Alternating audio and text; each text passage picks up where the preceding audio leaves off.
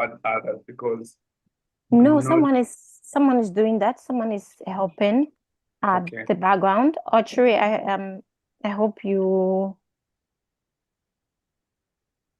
Yeah, Okay. I'm accepting all of them, so don't worry. Perfect. Yeah, Cool. that's good.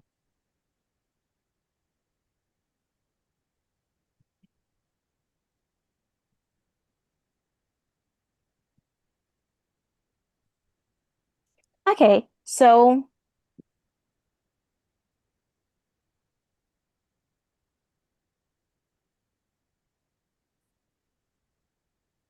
let's officially start.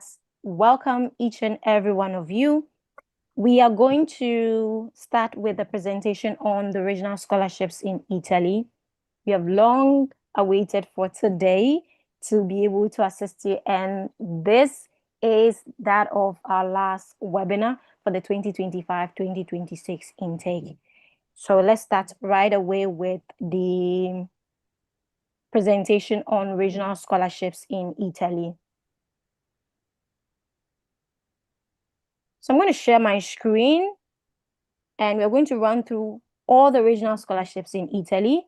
I'm sure many of you have gotten admissions and you have questions. So once we open the floor, you can come on board and ask the question that you have.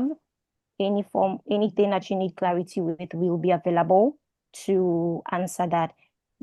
Just like I mentioned, the session is going to end in 2.5 hours time. So we've really dedicated over 2 hours to answer your questions and everything. Okay, perfect.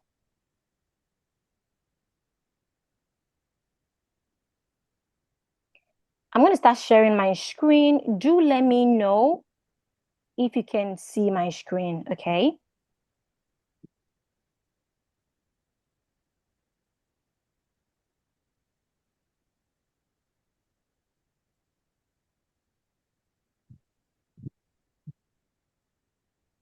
Can you see my screen? Yes. Yes. Perfect. Okay. Yes, we can Yes. see very well. Yes. I see it from here. Yeah, we can. Okay, perfect. Yes, we can see your screen. Perfect. Okay, so today we will be talking about the regional scholarships in Italy. As you can see that of the regions in Italy. You have Lombardia, Emilia-Romagna, Tuscany, Marche, Umbria, Lazio, Abruzzo. You can see all the regions, as you can see on my screen. We have Sardinia, Sicilia, and many of you might have several questions. Okay, what regional scholarship can I apply for? Can I just apply to any regional scholarship and everything? And today in this presentation, I'm going to help you to know. So first of all, who am I? My name is Anita Zoa.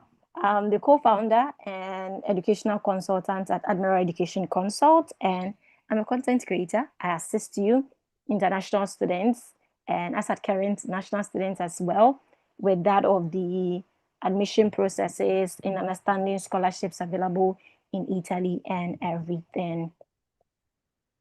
So what are regional scholarships in Italy?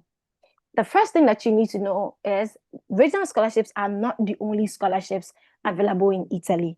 I know most of you might have heard MyChi is also available. That is the merit-based scholarship given directly by the government to that of international students, not only to international students, but then also that of, native Italians that are residents outside of Italy. Okay, so don't forget that we have MyChi, we have the Invest Your Talent in Italy scholarship, we have several university scholarships and other fundings available in Italy. But then in today's meeting, we're going to talk about the regional scholarships because this is the period for regional scholarships in Italy. It has started rolling out from June and most likely to be ending in October. So that's a long season. And basically, you need to know all that there is to these scholarships. Okay, so let's go. Regional scholarships are fully funded scholarships given on the basis of need and merit to both local and international students.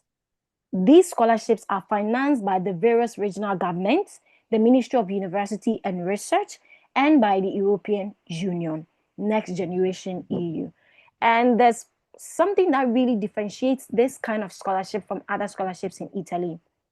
This scholarship runs on the initiative of everyone deserves the right to higher education. And that is what the Italian government and the regional bodies believe. Okay, so that is why it's based on need and also that of merit. Because the saying is, if we are giving you access to, we are supporting you to access further studies, obviously you should be able to make the grades. So that is what these regional scholarships are based on, to help everyone that wants to reach as high as they can in that of the educational pursuit. And it's not only available to local students, but then also to international students as well. Now let us break it down. From the beginning, you saw that of the regions available in Italy, and I'm going to let you know, based on the region you're going to, the university you're going to study, what regional scholarship you can apply for. You cannot apply to just any regional scholarship in Italy. So an example, if you're going to the Lazio region, that means if you're going to study at the Sapienza University of Rome, Uni Roma 3, Tor Vergata, University of Cassino, Uni Carmelos, etc., all of these universities that are located in the Lazio region, you are required to apply for the Lazio Disco Regional Scholarship, okay? That is the scholarship we are required to apply for. If you're coming to the Emilia-Romagna region, you're going to study at the University of Bologna, University of Parma, University of Ferrara, Unimo, that is the University of Modena and Reggio Emilia, you are required to apply for ergo. Okay, ergo is the regional scholarship in this region for students that are coming to study in this region. And one may ask, but let's keep rolling. We'll really tackle that. One thing that you should know is it is not necessarily that you should have gotten admission as at the time you're applying for the university scholarship, but then you should have applied to a university in that region.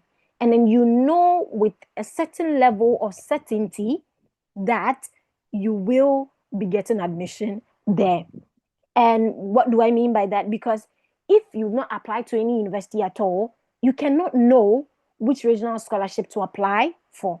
Because if I'm not, probably you've not just sent any admission, you've not applied anywhere, you will not know whether to apply to Lazio Disco, whether to apply to Ergo, and all of that. So there is a requirement for you to have sent an application at one of the universities located in the various regions. And by the regional bodies as well, they do have a requirement as at the deadline by which you should, regularize that of your inscription at the university. Okay, so that is a requirement as well. Then when we go to the Marche region, there you have that of the University of Camerino, University of Macerata, University of Ancona, that of the Polytechnic University of Marche. There are several universities in the Marche region. There, when you go there, you can see, as you can see on my screen, you are required to apply for that of Edis Marche, okay? You're required to apply for that of Edis Marche. Then, when you go to the Tuscany region, okay, where we have the University of Siena, the University of Florence, the University of Pisa, you are required to apply for DSU Tuscany. Okay, so that's the regional scholarship that you can apply for. Okay.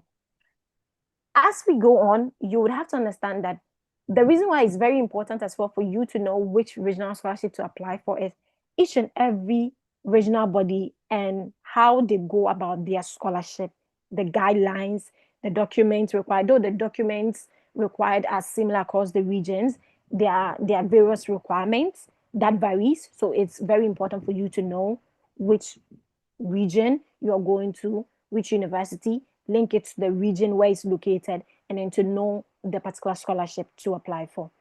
Now, when we go to the Veneto region, where we have the University of Padova, University of Verona, Ca' Foscari University of Venezia, you are required to apply for ersu Veneto, okay? There is something a bit different about this region, which I'm going to further talk to you about, okay? There are some universities that manages their own regional scholarships, and I'm going to talk to you about it in the subsequent slides so that we don't veer off the conversation. Then if you're going to that of Piedmont, the Piedmont region, Piemonte, that is, you're going to the University of Torino, Polytechnic of Torino, you are required to apply for edisu Piemonte or edisu Piedmont. If you're going to the Lombardia region, our beloved region, that is, you're going to study at the University of Milano, Politecnico di Milano, University of Bergamo, you're going to study at Pavia, you're going to study at the University of Milan Bicocca, and all the others, you are required to apply for the DSU. And the DSU is Diritto allo Studio Universitario. Okay, and this particular region as well has a unique something. All the universities manage their own regional scholarships. So I'm going to talk further about it in the subsequent slides. So I'm going to let you identify what is the DSU in Milan, what is the DSU in Politecnico di Milano, and all of that, okay? Then when we go to Sicilia, okay, there we have that of the University of Palermo, University of Messina, University of Catania. There you are required to apply for the ersu scholarships. ersu scholarships. Take note, they also do manage their own, regional scholarships across the universities. So that is one thing that you should take note of. Now, when we go to Liguria, okay, where we have the University of Genova, there you are supposed to apply for the aliseo scholarship. So if you got admission in any of these universities that I'm indicating, this is not an exhaustive list, okay? Obviously, I could not indicate all the universities because in the Lazio region, where I mentioned just Sapienza and like some other universities, there are loads and loads of universities that are featured under that regional scholarship. So it's not enough. You just have to find the region where your university is located.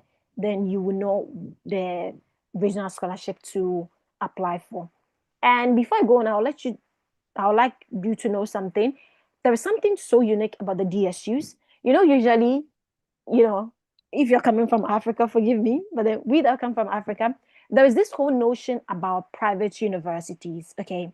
And, if you're coming to study at a private university in Italy, you'll be like, that is my university featured and all of that. This is one thing that is unique about the DSUs in Italy.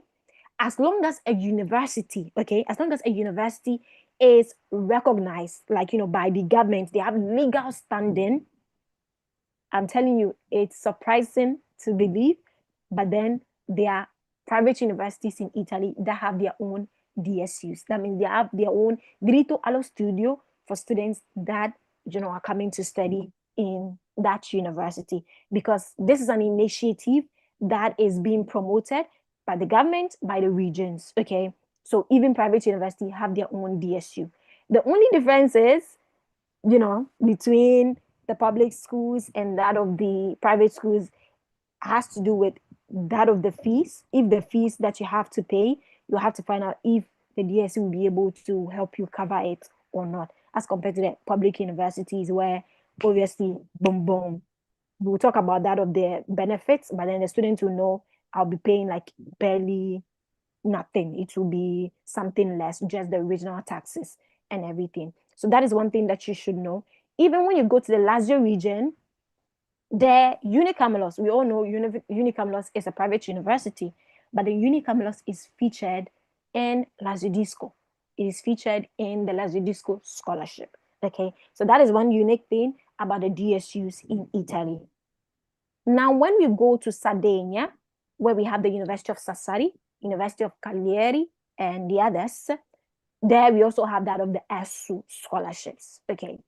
Then when we go to Campania, I beloved Campania, where we have the University of Salerno, Federico II, University of Naples or Napoli, that of Partenope, University of Naples or Napoli, and the others. There we have, you cannot record, sorry. There we have that of Adisu RC, okay?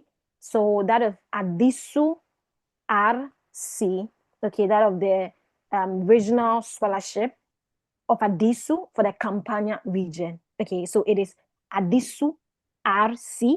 When I mention the Adisu RC, I'm supposed to take off the Campania that I've written there, because the Adisu RC stands for that of Adisu, for that of the regional scholarship for the region of Campania. The C stands for the Campania. Okay, so it's just Adisu RC, and the C stands for the Campania. Then when we go to Puglia, we have the University of Salento, Politecnico di Bari, that of the University of Lund, University of Aldo Moro, University of Foggia, and all the others. There we have Adisu Puglia. Okay, there we have Adisu Puglia. Then when we go to Chieti Pescara, there we have that of the University Telematica da Vinci, University G. D'Annunzio di Chieti Pescara. In this region, they have that of the Adisu Chieti Pescara. Okay, so that is the regional scholarship available in this, region. When we go to Umbria, there we have the University of Perugia and some other featured AFAMs. There they have that of the Adisu Umbria. When we go to that of Abruzzo, where we have that of the University of L'Aquila, there we have Atsu L'Aquila. Atsu L'Aquila. Then when we go to Friuli Venezia Giulia, okay, it's an autonomous, region. There we have that of the University of Trieste, University of Udine. There they have that of Addis. They have that of Addis, okay. It's very difficult for you to find online a comprehensive list of all regional scholarships in Italy. And it can be a bit confusing across the regions. So I really dedicated a lot of time to ensure that I prepare all the regional scholarships available in Italy for you to have a fair idea of, okay, which region am I going to, what regional scholarship can I apply for, and everything. Okay, so thank you. Now, one thing you should know is some universities manage their own regional scholarships, just like what I was telling you earlier on, in Lombardia, Veneto, Sicily, Sardinia, etc. And I'm going to explain more on that in the, subsequent page.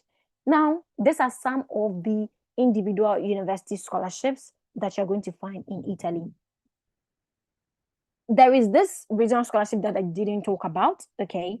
And it is for the University of Trento, because basically they manage their own, their own regional scholarship. And that is the Opera Universitaria di Trento.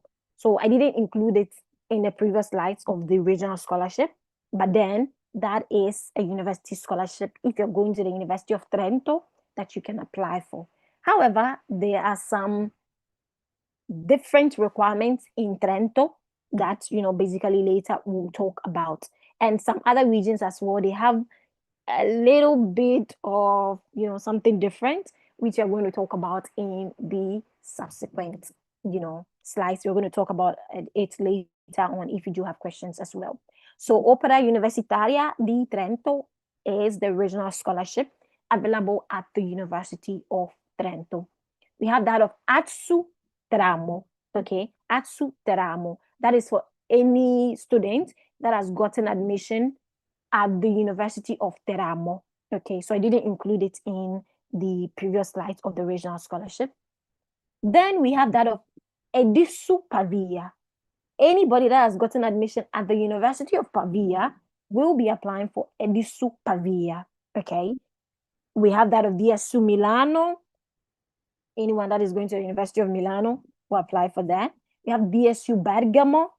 Anybody that has gotten admission at the University of Bergamo, we are applying for that. We have DSU Polimi, anyone that has gotten admission at the Politecnico di Milano will be applying for this scholarship. And I'm glad to let you know it is currently open as of now, okay?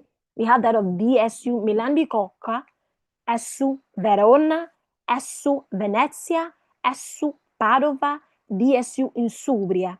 As you can see in that of the Veneto region, you can see they manage their own scholarships, okay? So if you go to the original site for ESSU Veneto, you are not going to find the call for applications, including ESSU Verona or ESSU Venezia or ESSU Padova. Why? Because they are managing their own scholarship. So on the original site, you're going to find the call for application for the AFAM institutions. And someone may ask, what is that?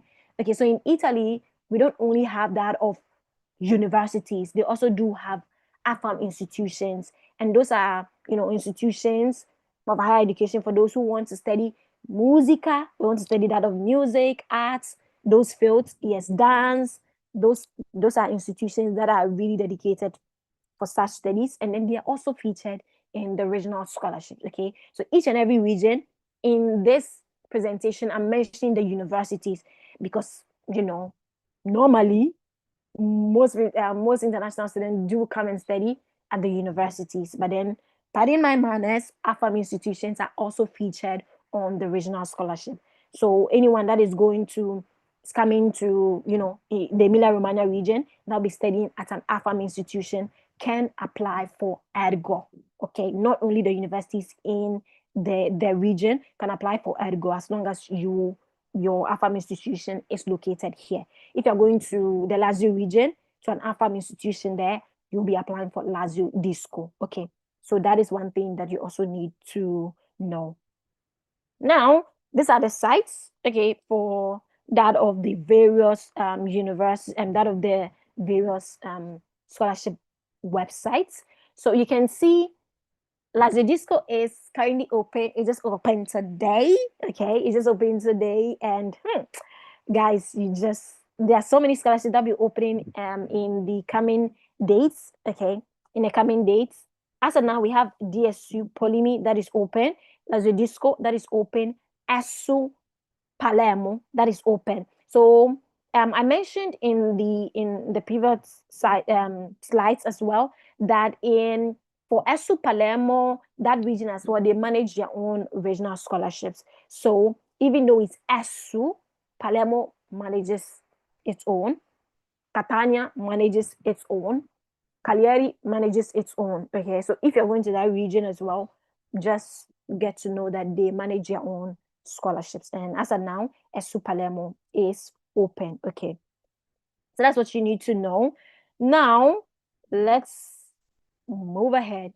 Who can apply for the regional scholarships? Okay, I know so many people will be like, okay, yeah, who can apply for it? If you're coming to study bachelor's, okay, a bachelor's program in Italy, a master's program, if you will be coming to study a single cycle program, those going for medicine, yes, you can also apply for the regional scholarship.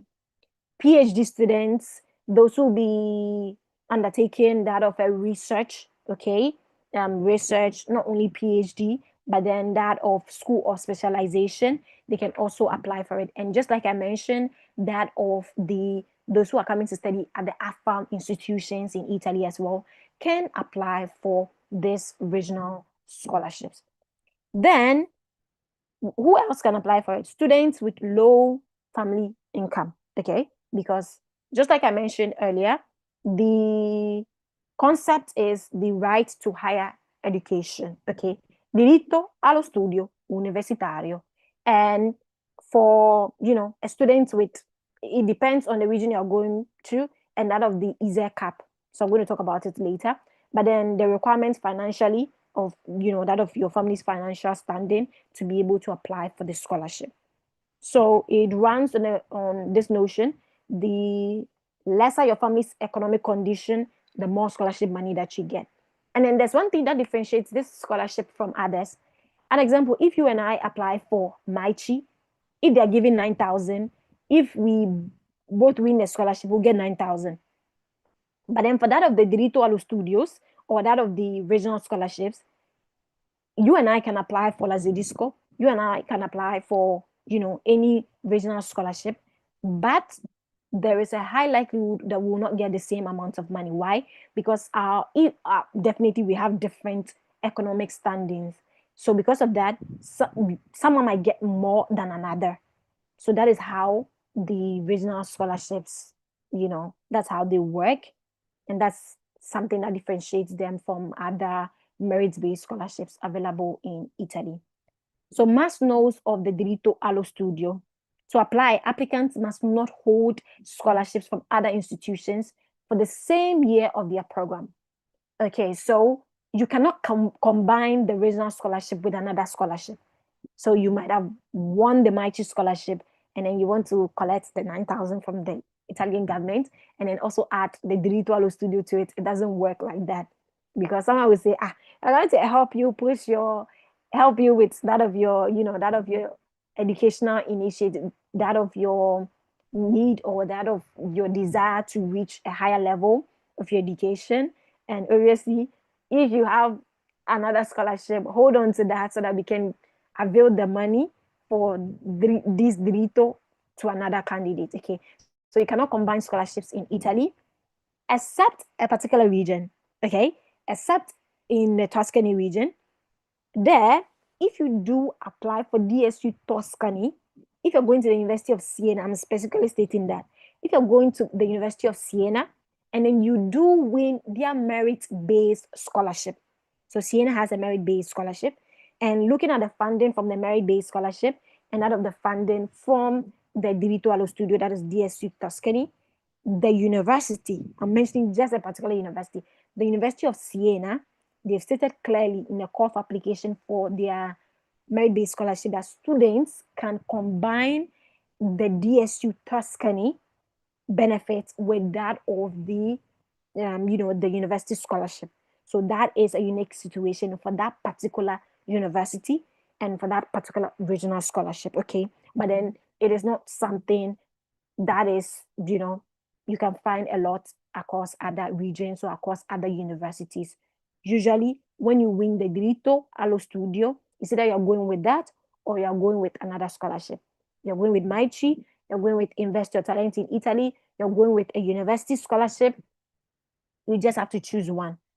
Okay. And then not be enrolled as repeating students on a program level they have already attended. And this is actually very, very unique. Okay. So an example, in Italy, once you enter with that of your matriculation number, if you do, let's say, if you do get the scholarship this year, and then for whatever reason, you have to repeat it. Once you get the scholarship, for you to renew the scholarship, they have credits that they require of you. Okay. And that is what causes so many people to actually lose the scholarship, because they require you to have the credit to be able to renew the scholarship. And if you don't have the required credit, I'm sorry to let you know, you're going to lose the scholarship, as it goes with all, scholarships available all around the world. If you don't meet the merit requirement, you're going to lose the scholarship. Okay. So that's one thing you should know.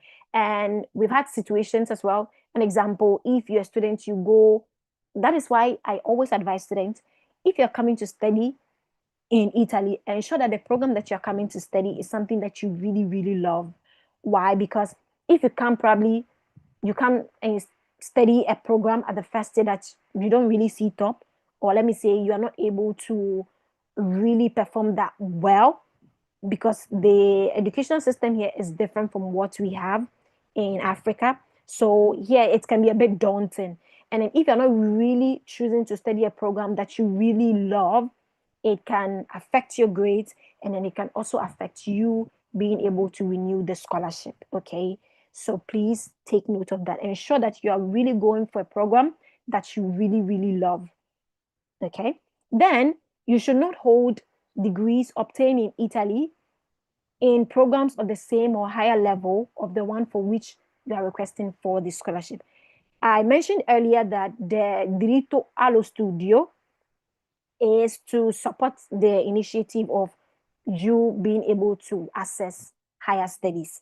And with this as a base, if an example, you do have a master's degree, it doesn't necessarily make sense for the regional body to support you to study another master's degree. Meanwhile, there might be another candidate who have not gotten access to study a master's degree because of the initiative that the Digital Studio stands on. So because of that, it is to support your goal to reach the highest level of your, that of your education. So during the application, the regional bodies do ask candidates, do you have, that of, a degree or any form of qualification of the same level of the degree that you've indicated that we should support you to go and study. So if you're applying for, probably during the application process, you're letting them know that, oh, I'm going to study maybe a master's degree in mechanical engineering, example, at the Sapienza University of Rome. They want to know, do you have a master's, at that level? And then is this your second master's that you're going to apply? You are going to, study, and that is a requirement. You're supposed to declare to them whether you have another master's or you do not have, so that they will be able to ensure that they are following the goals, and that's the Digital Studio is for. Then benefits of the DSU. It's valid for 1 academic year and can be requested each and every year. It covers full or part tuition depending on the student's ISEEUP. So just like I mentioned, it depends on your family's economic standing. I'm going to explain more on the ISEEUP in the other slide. But then most of the time, please mute yourself. Please mute yourself. Hello, please mute yourself. Emmanuel, please, can you mute everyone?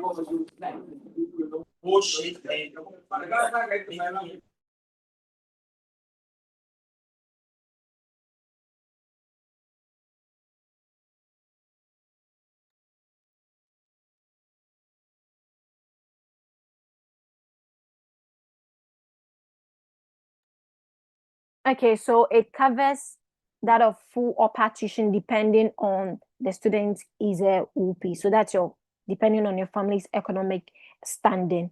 And in most cases, for what I've seen for African candidates and students coming from, different countries, like let's say Bangladesh, let's say Pakistan, India, most of the time you would end up paying just that of the regional taxes, okay, because of the requirements and also because of the most of the documentation that you might present.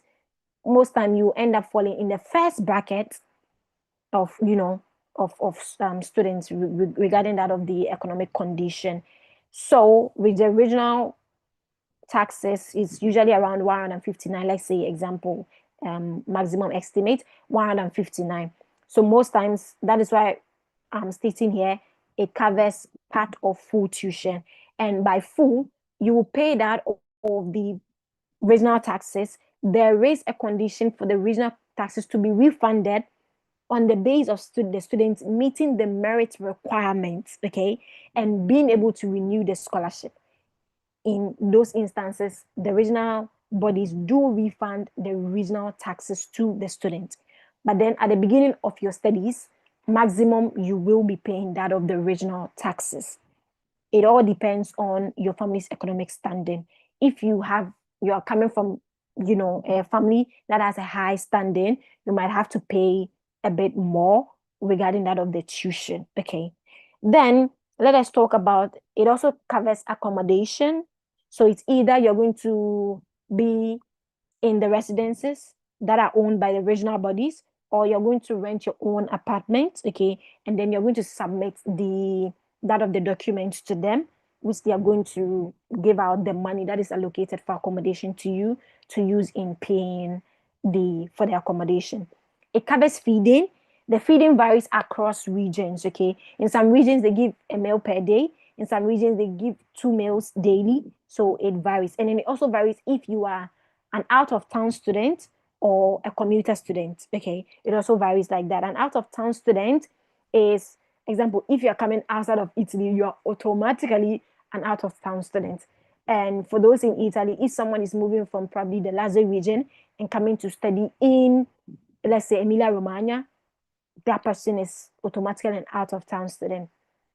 And the out-of-town student runs on the motive of if the students from where they live to where the course, the location of the course, if it is beyond 90 minutes by public transport, such a student can be considered as an out-of-town student. Okay, and so it's not if you, the particular regional scholarship that you are applying for, they always have that of they always have the release in, apart from that of the call for applications, they also have alligati, where you go there, they have a list of communes or that of communes that they state, or it's municipalities in English, where they've stated, when you take a look at the list, okay, if you are located in that particular commune or that particular municipality, that will help you to know, okay, whether you be an out-of-town student, whether you be a commuter student. That means from where you live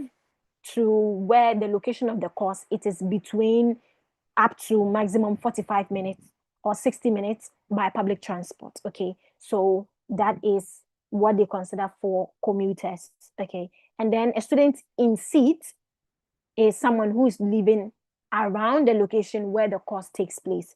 And then these three categories that I've explained to you, this also affects the amount that you can get as a student, okay, for that of the Diritto allo Studio. Because an out-of-town student that has a low economic standing will get more money than maybe a commuter student that has a low economic standing. So that is one thing that you should also know. So the amounts to be given, one, looks at your family's economic standing, and two, the category of students that you are, whether you're an out-of-town student, you're a commuter, or you're a student living in the seats, like, living around the area where the course takes place. Okay, so that's one thing that you need to know. Obviously, the person who is considered an out-of-town student will be getting the money slated for accommodation, considering that they follow the requirements and everything. So take note of that. Then it covers that of stipends. Then the amount as well depends on your family's economic condition. Then there is also that of premio for that of laureate, those who graduate with good grades and everything. They have premio as well. And then they also have that of an integration of a semester abroad. So if you want to go and study abroad and everything, they also do have that, but it starts from the second year. Now let us talk about documents needed for you to apply. And I will show you a sample. I don't want to show you a sample of other people's documents. I'm going to show you a sample which was a sample that Lazio released in the current score that they've released today. I'll be sharing it on my screen later so that you see what parts of how the document should look like. But then the documents needed to apply is that of your educational documents or details, your passport or personal details, your family income certificate. These are actually the main documents that are needed for the scholarship application. So the family income certificate for the year stated in the call for applications. So usually across the regions, it varies. Ergo will ask for a year prior. If you go to the Lazio region, they are going to ask for 2 years prior. So that means you might have to go and look at your family's income for the year 2023 if you're going to the Lazio region. If you're coming to Ergo, if you're coming to the Emilia-Romagna region and you'll be applying for Ergo, that means you're supposed to give out details of your family's income for the year 2024. So each and every adult member of your family, you're supposed to state the income that they earned as of the year under review, depending on the particular region you're going to and that of the call for applications. Okay. Then, if you have a family member who doesn't earn, okay, maybe the person is unemployed, you're supposed to provide a document stating that, okay, here everything is all about that of evidence. So you need to provide evidence regarding that. So if the person is in school, you need the admission letter. If the person was laid off work, you need the termination letter. If the person resigned from work, you need the resignation letter as a proof. If the person is physically challenged or not really well, you need a doctor's report to prove that. So you cannot state that, oh, maybe in 2024, my mother didn't make any income. Okay, what is the proof that your mother didn't make any income? So that is one thing that you need to take a look at. Then property certificate. So the properties that your family own, you are supposed to indicate it in that of the documents that you'll be providing. You are supposed to state that of the value of the property, and also you are supposed to also indicate that of any assets that your family own, any financial instruments at the bank and everything that your family own, and by each and every adult member in your family unit. Okay. And then that of family composition. So that's actually the first thing I should have indicated, that of the composition of your family, and your mom, your dad, whoever is in your family unit as of now, you indicate that and provide it to the regional body. The bank statement I already mentioned earlier, and then all supporting documents like rental agreement. They also want to know your family's expenses for the year under review. So your family's expenses are also taken into consideration. Then divorce certificates. Example, there will be some people who will be like, my parents are divorced, you need to provide that proof as well to help with the calculation. So all of these documents that I mentioned, these are the local documents that you're supposed to provide to the regional body. But then the actual document you're supposed to provide for the calculation of the actual document that they want. And then that actual document is called ISEEUP. Okay, so ISEE Universitario, the parified version of the ISEEU. Those within Italy need that of the ISEEU, so ISEE Universitario. But that of the foreign students needs the parified version, okay, of the ISEEU. So once you provide all of this, they're going to the affiliated CAF office to the region they're going to. So Lazio Disco, they have affiliated CAF offices. It's on their website. If you come to Ergo, they have affiliated CAF offices where you particularly have to go to for the calculation. So once you provide all of these documents to them, they are going to calculate the ISEEUP, which they are going to give to the regional body. That is the documents, the actual documents that they need. But then the CAF cannot calculate without you giving them this document. And then for someone who is in Italy, they need the normal ISEE that they have, the ISEE Ordinario. They just have to take it to the CAF office for the CAF office to calculate it to, ISEEU. So they do a recalculation for it to focus on access to university benefits. Okay, someone within Italy cannot use the normal ISEE for the application for the scholarship. They will need to get it recalculated to focus on access to university benefits. Okay, and the section on that calculation is called prestazione agevolate per il diritto allo studio universitario. Okay, so if anyone is watching and is within the country, that is what you're supposed to get for if you be applying for the regional scholarship. So just like I mentioned, someone will be like, what is the ISEEUP? Someone will be like, what is the ISEEUP? It is a foreign equivalent of the ISEEU requested from local students for the same scholarship benefits. It is the actual document needed by the Italian authorities to calculate the scholarship amount to be awarded to the international students. It is calculated using the family income, composition, assets, and property documents, which is the foreign equivalent of the local ISEE document. It is a single document that gives international students access to university benefits. Even students, okay, who don't win any scholarship can present the ISEEUP document to their university for a slash on their tuition. And what I mean by this, there are some students who, for some very reason, they are unable to, get the documents on time. I've had situations like that. And then for that particular reason, they lose out on applying for the regional scholarship.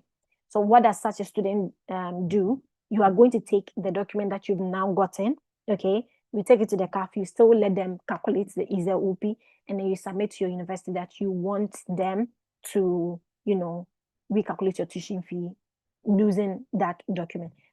Once you provide the ISEEUP within the deadlines needed by the university, your tuition fee will be calculated in accordance to that, okay? Because by law, once you know, a student gets that of their ISEEUP with a focus for university benefits, their tuition will be calculated according to that. Because they have two parts for international students. They have two parts that tuition fees are calculated on. One, if you declare your family's income, then your tuition fee will be calculated according to that of the ISEEUP document. If you don't declare, then that is where you pay a flat, you know, tuition fee that you see across there. Where do you get the family income document? From the authorities in your home country. You go to the local authority in your home country.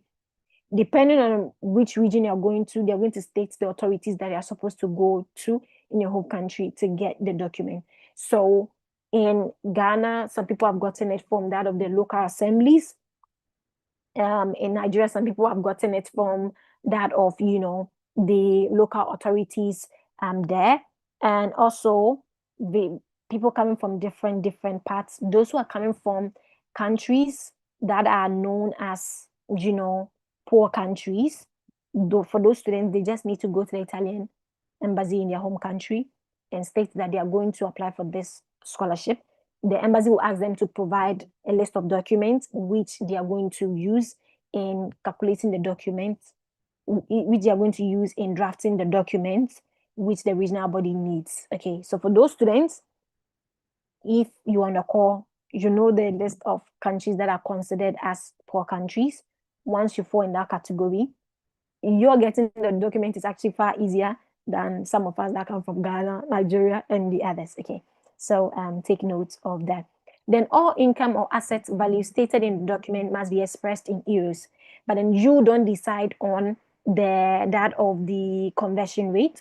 The particular region you're going to look at the conversion rate of the, you know, that the region is indicating, and that is what whoever is looking at that will use in calculating the equivalence of, you know, that of your local currency in the euros.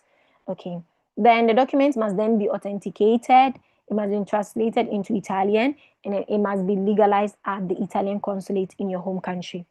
Take note, it actually varies across the regions. There are some regions that don't require legalization. They want you to translate the document, and then that is it. There are some documents they require legalization from the Italian authorities in your home country.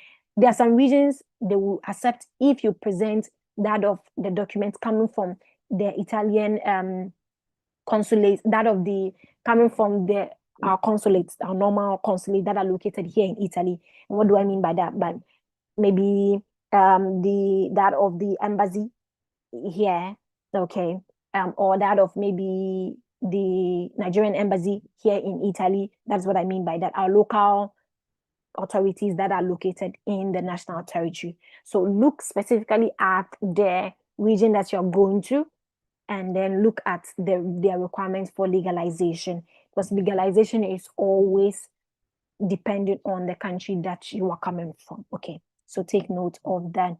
Then, just like I mentioned, students, you know, exempted from submitting the family income document. These students are those coming from particularly poor countries, and then for them, they just have to go to the Italian embassy to get the documents. And such countries include that of Sierra Leone, Sudan, Tanzania, Zambia, Gambia, Ethiopia, Mali, Uganda, etc. The full list you can see here. Okay, I'm sure it has been updated for this year, but then if you fall in this category, you can also check online if your country is, you know, located, or if your country is listed as part of the particularly poor countries. And basically that is that. So I'm going to end here, and then we're going to briefly talk about we are going to briefly talk about, if you have any questions or anything like that, you can come on board. We take just some few questions, and then we'll go to the section on presenting that of the Italy Study Visa 2025. And then from there, we'll open the actual floor for all the questions. Okay, so thank you for listening. We're going to open the floor for you to come on board and ask all your questions. Thank you.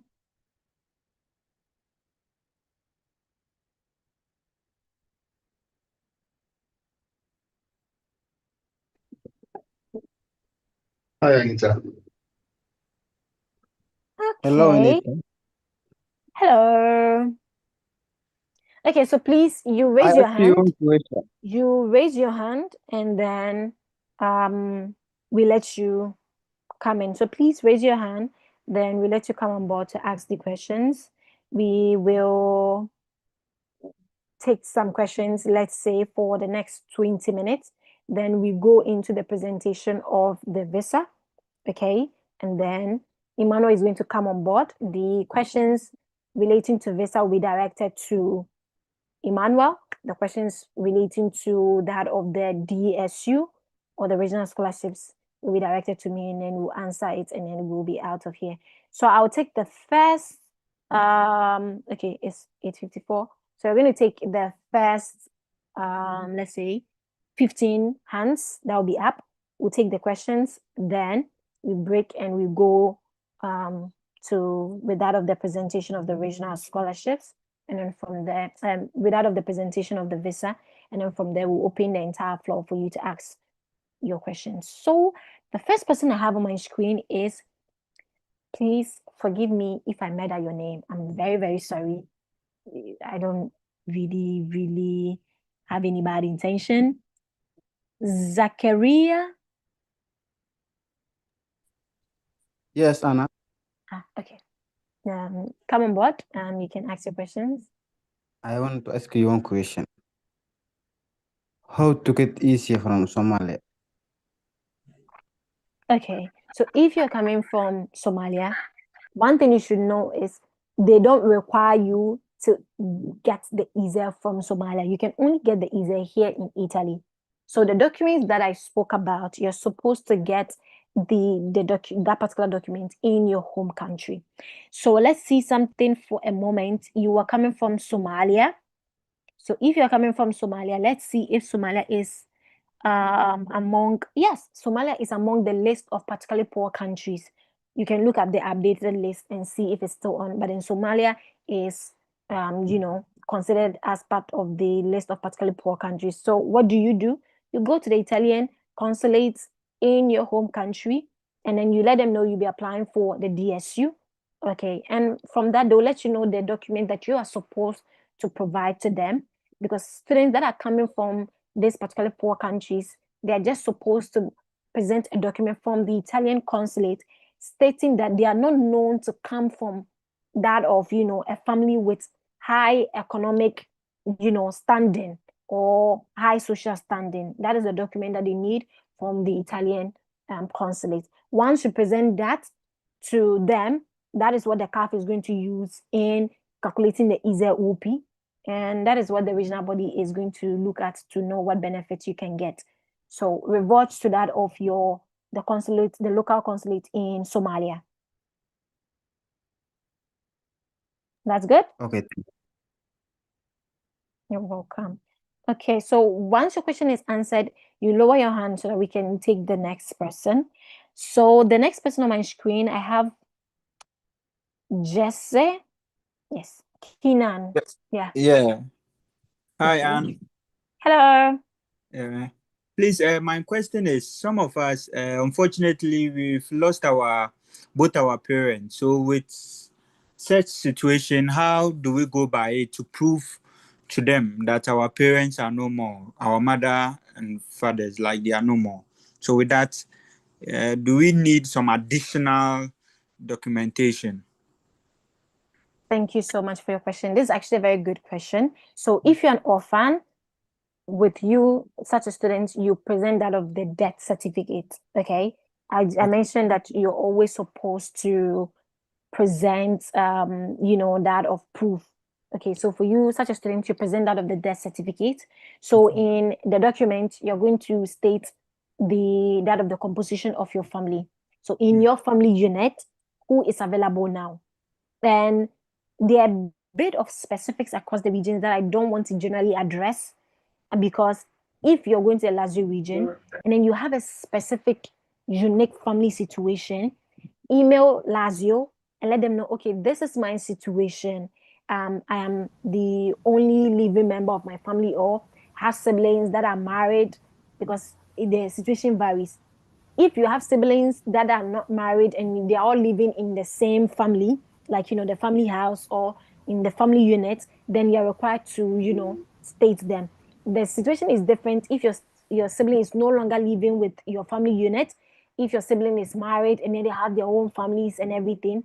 So with that specific situations, you're supposed to revert to the regional body and ask them, this is my specific situation. How do I go about it? But then for you as an orphan, you are just supposed to provide in the document you're going to fill, you're supposed to indicate that of the death of your parents, and then the proof is going to be their death certificate.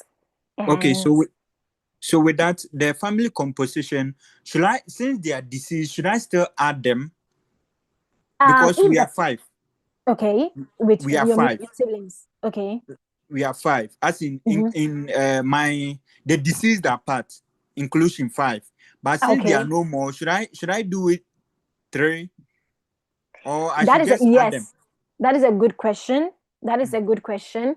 You may not add them or you may add them. It depends, because there is a section where you can indicate that they're deceased, but then since they are not living, there is no, they cannot be part of your family composition.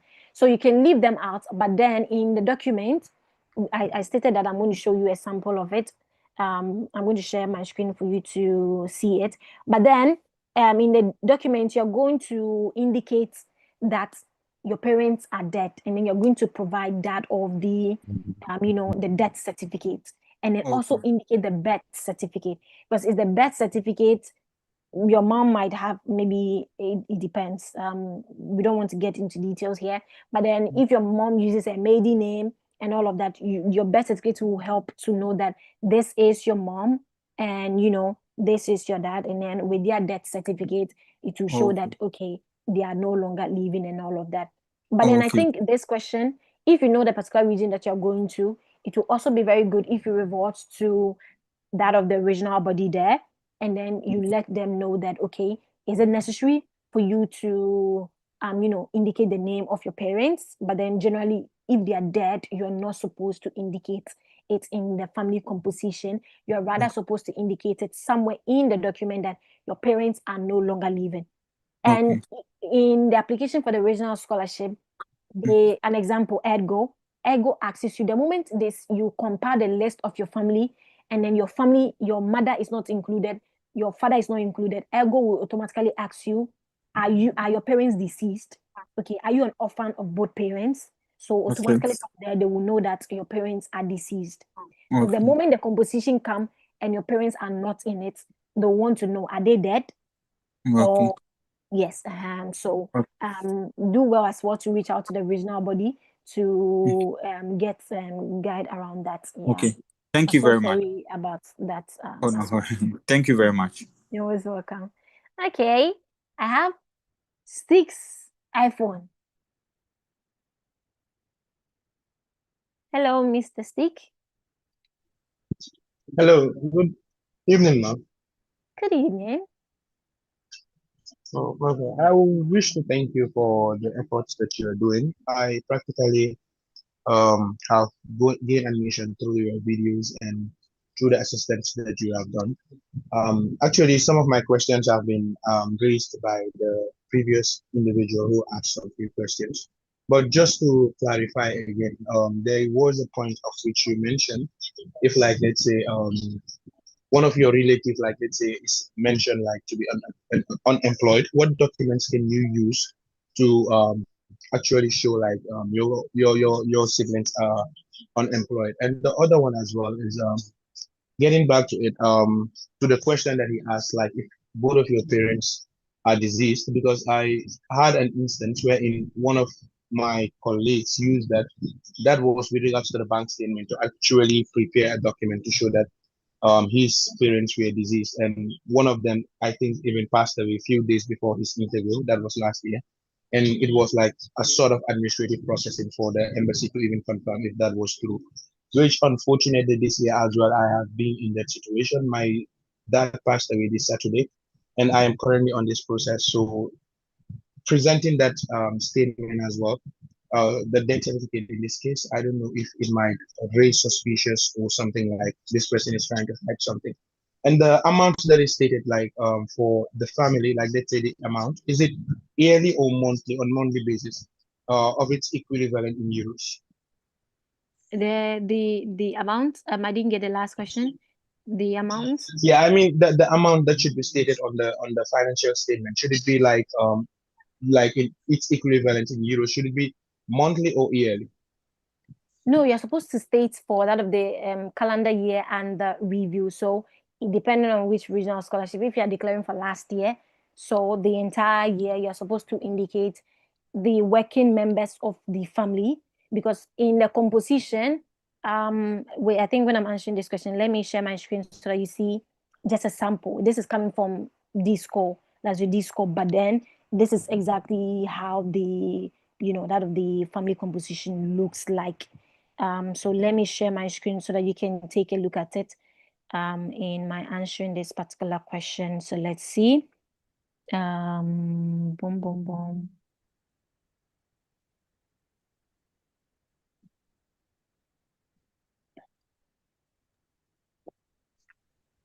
Okay, can you see my screen?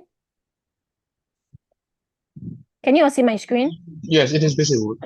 Okay, perfect. So you can see here, this is the alligator D for Lazio Disco, but then you can see here how it looks like. So that of the name of the person, their surname, the name, that of their date of birth, how you are related to them, and then that of the reddito, or that of the income for the year and the review in euros. Okay, so you are supposed to, then you're going to state it here, the incomes here, and then for that of the year, then the total year. So the incomes that you've indicated for each and every individual, then once you come here, that of the total amount in euros is going to be written here. You're supposed to indicate, they've stated that the conversion should be done according to that of the Bank of Italy. So you're supposed to go onto the website and look at the conversion, okay? Wherever you be getting the document from as well, I'm sure if you're going to the consulate in your home country, they are going to directly look at the conversion by the bank, and then they are going to use that in compiling. Those will be going to the local authorities to get the document. Obviously, for such students as well, they are supposed to ensure that that local authority look at the conversion, the official conversion, in converting the local, that of the local currency to euros. But then if your parents are deceased, as long as you have a proof to that, you shouldn't be so worried, because if you have a proof, you let from that of their death certificate, they can know when they died.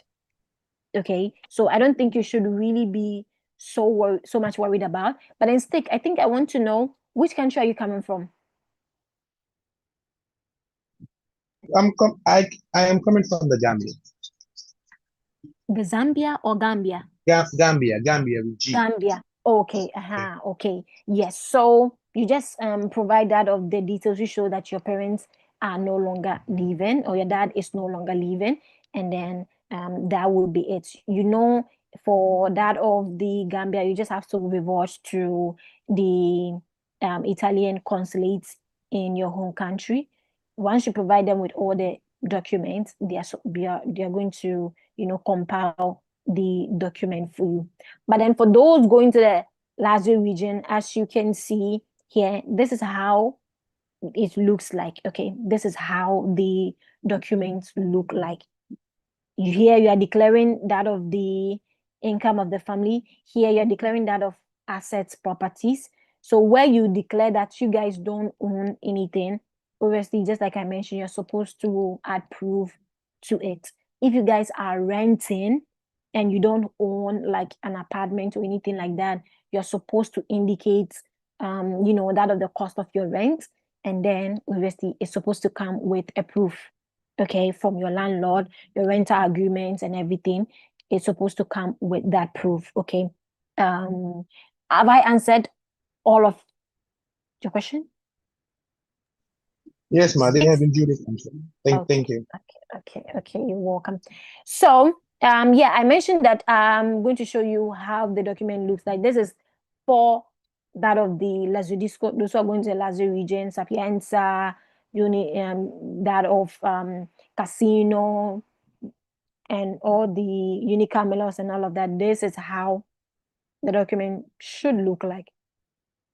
Okay, this is how the document should look like. So if you were confused in any way, how the family composition document should look like, this is how it should, basically look like. And they've even provided a format which you can look on to fill and everything. So it makes it far way easier. So if you've all seen it, you can actually get this document on the Lazio website as well. So yeah, let me come back onto Zoom and look at the next person. Okay, so the next person is Jesus' son.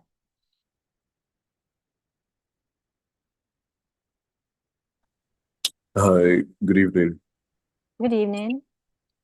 Okay, so my question is this, right? At what point are we to show like evidence of rent agreement, debt certificate? Like, is it when we get to Italy or during the application? No, the proof when you are reverting to the CAF. So please, all of you take note, respect the deadlines, okay? The deadlines by that is stated in the call for applications. So as Lazio Disco is open now, the deadline is somewhere around 22nd of July or something like that. So as of now, you're supposed to start working on getting the documents and everything. Once you start working on the documents, and once you declare something, okay, once you declare something that this is the situation of your family, all the proof should be added when you are submitting it to the CAF office. They need all of the proof as at that point. It's the CAF that is going to calculate the ISEEUP. And an example, those who are supposed to revenge, those who get the document from their local authorities, when you're revenging to the CAF, you add that of the supporting document. Those who are getting the document from the local authorities in their home country, for such a person, you are supposed to show the proof to the embassy first, okay, before they can indicate it in the document that they're going to provide to you. And then from there, you revert it to the CAF as well with the same evidence. Across the regions, you're actually also supposed to upload the original document, okay, in your personal area, not during the application, but then before you start the application, you're supposed to actually have gotten details on your family's income and everything so that you can indicate it in the application. I don't know if you get it, because you cannot, as of now, you cannot start the application if you don't know your family's income for the year that they want. Because what you're stating shouldn't be different from what you're going to provide to the CAF. Okay. Yes. Yes. All that right, is cool. one thing Thank that you. you should know. So yeah, my second question is this. I just want to like give you the step-by-step process from what I understand from today's meeting. Okay, so the first step is for Nigerians, we have to get like our high court document depending on our region. And after that, we legalize it and translate it. And then Okay. is that correct? Which university are you going to? For Nigeria, it depends on the region that you're going to study. If you're going to Lazio Disco, they don't take anything coming from high court, affidavits. Like several regional regions do not take that of affidavits and everything. They no longer take it. If you're going to the Lazio region, the document which I just shared. Catania region, ERsu Catania. Yes, ERsu Catania is not yet open, so we cannot say like write on it what they are going to require.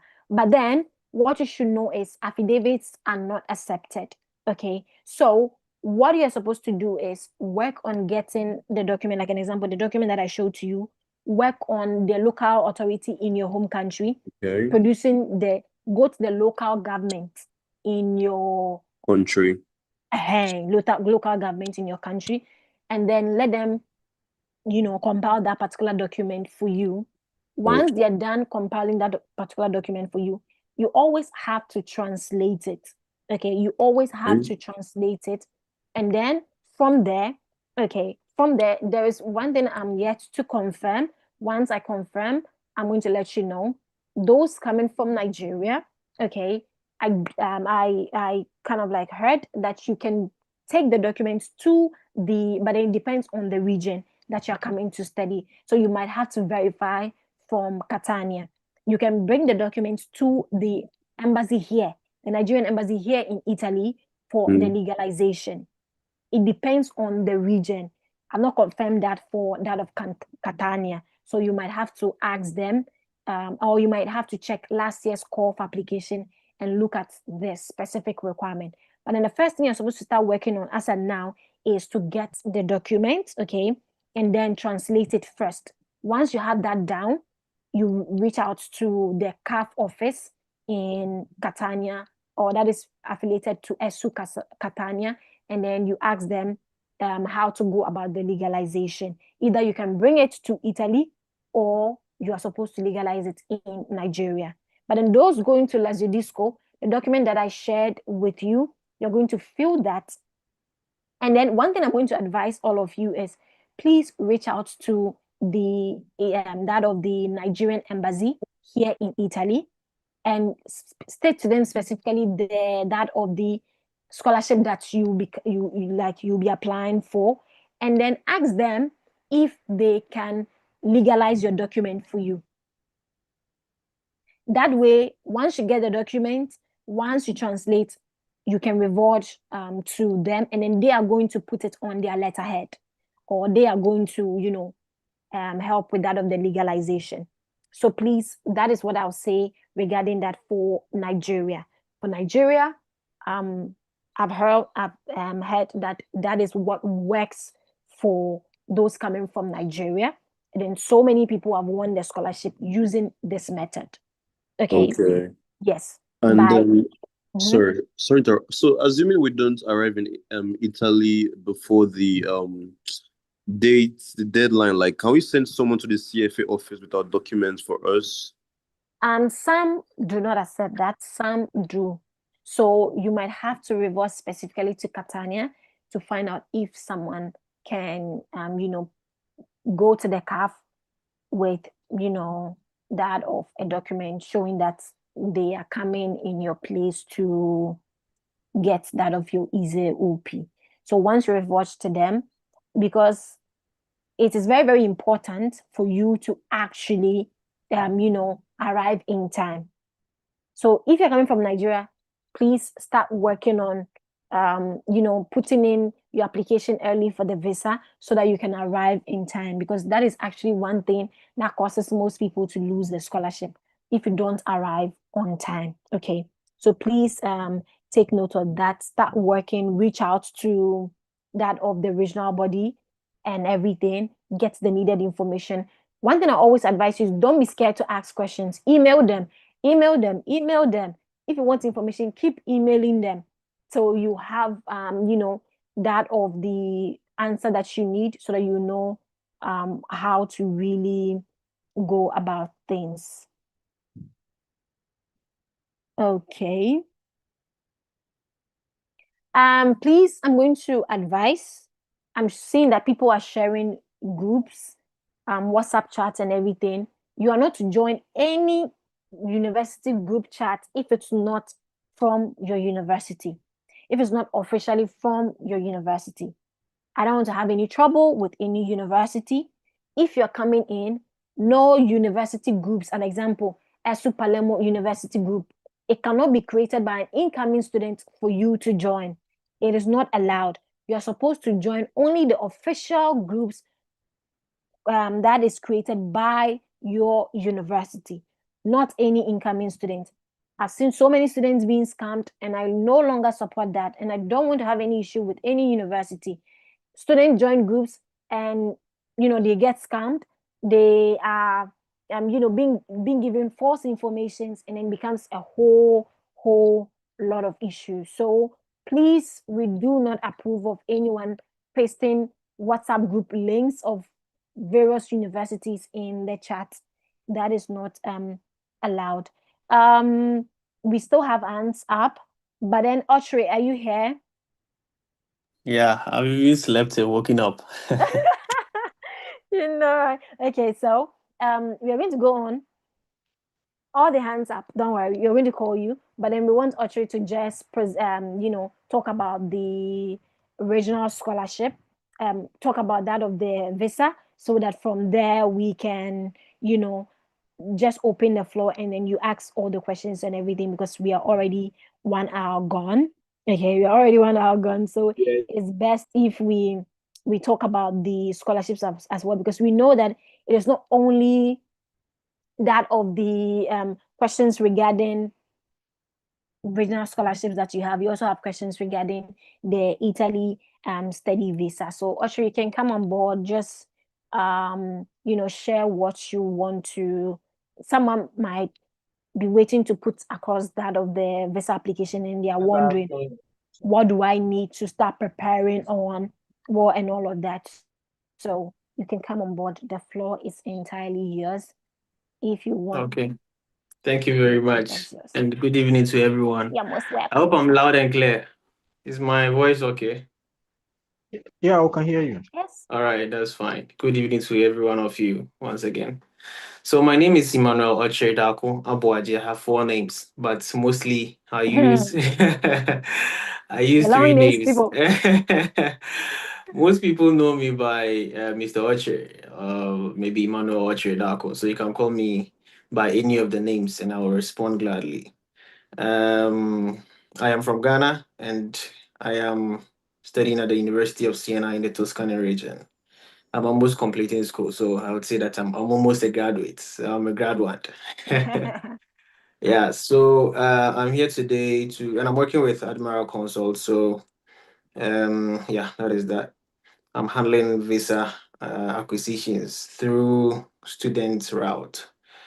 So today I'm going to speak briefly. I think we have a lot of questions awaiting, and then we don't have much time also on our hands. So I'll be very snappy, but I'll make sure that I touch on the salient points so that you get to know what to do. With the visa application to come and study here in Italy, it is very simple but procedural. It has some lengthy process, and the process is mostly the same, similar across all the international countries. The closest that I've seen so far is between Nigeria and Ghana. I don't know of the other countries, but I'm so sure because I have friends from different countries that I'm studying with that I've come across, and the process looks similar. Yes, some slight differences. For instance, in Nigeria, you need to, with the admission process, you need to go through Ministry of Education and blah, blah, blah. But here, you just pick up your documents, you just start the process. So with a visa application, now, you need a 6 months bank statement for the proof of funds. 6 months bank statement. Someone may ask, if I have less than 6 months, can I use it? You can only use any bank statement if it is less than 6 months, only when you have already provided your main bank statements for the 6 months they need. So for instance, I have Fidelity Bank, I have Absa Bank or Access Bank. If you are sponsoring yourself, then it means that you need to provide a 6 month bank statement of your own. Then if you have a co-sponsor or someone else, because with the Italian route, study route, you can have more than one sponsorship, in which we have the required sponsors. I'll come to that. You can use more than one bank, even for your own, you can use more than one bank statements if you have 2 or more bank accounts. In this case, the main one that you are using must be 6 months.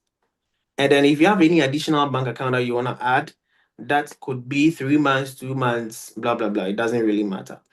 So that is that. And these are the required sponsors to come and study here in Italy. Yourself, your mom, or your dad that are on your birth certificate.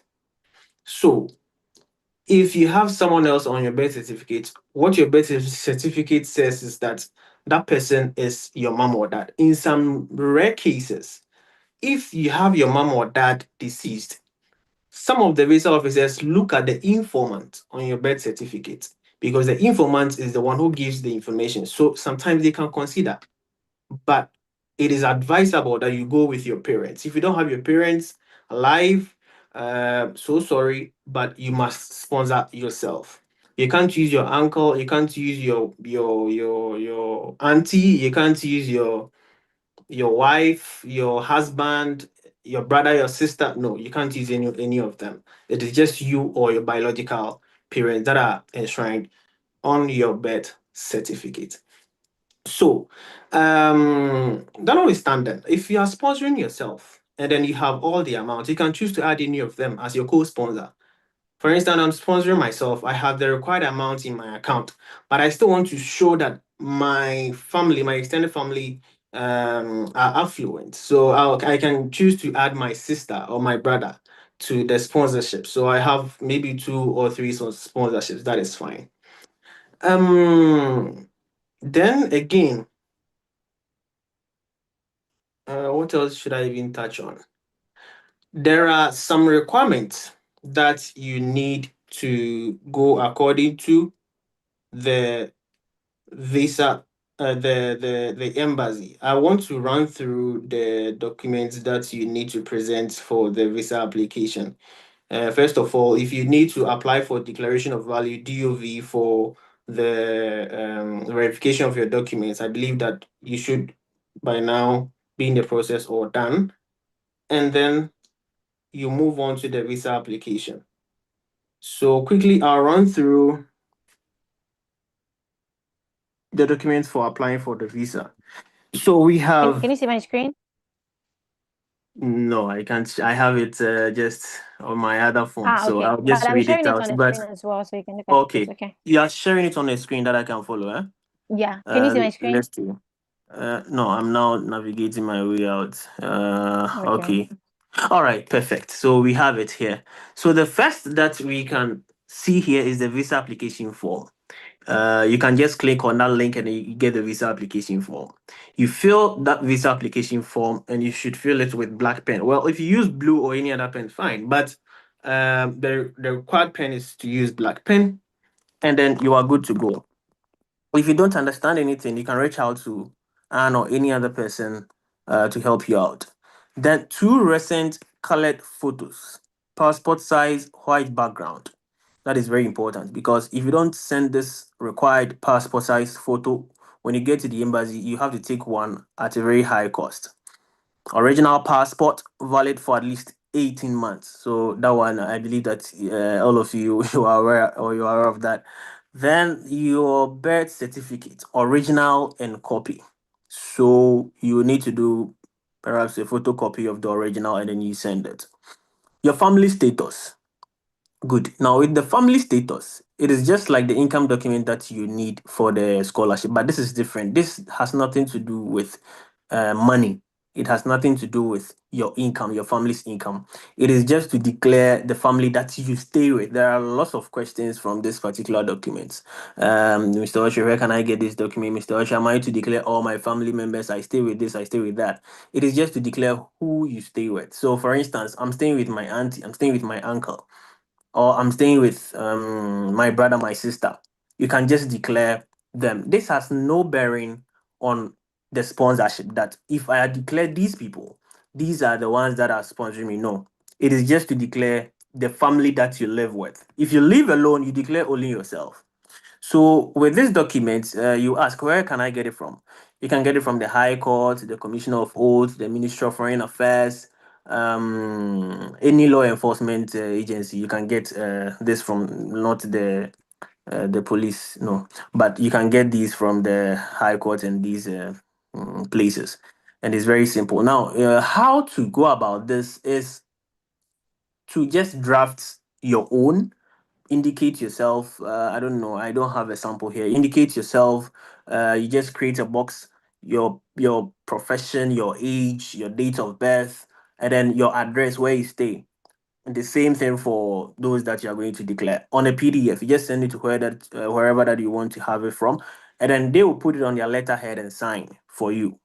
That is how it's done. If you go to the Commission of Oaths, it's quite simple. They have samples and then they will do it for you. But make sure you are truthful, because every single thing that you are sending to the embassy, they have records of them. Maybe you may not know, you may need some help, and they may refer to those documents. You have to be very careful and declare those that you stay with.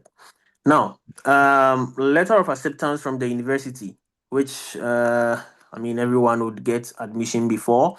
Then your DOV or CHIMIA certificate. That one also is clear.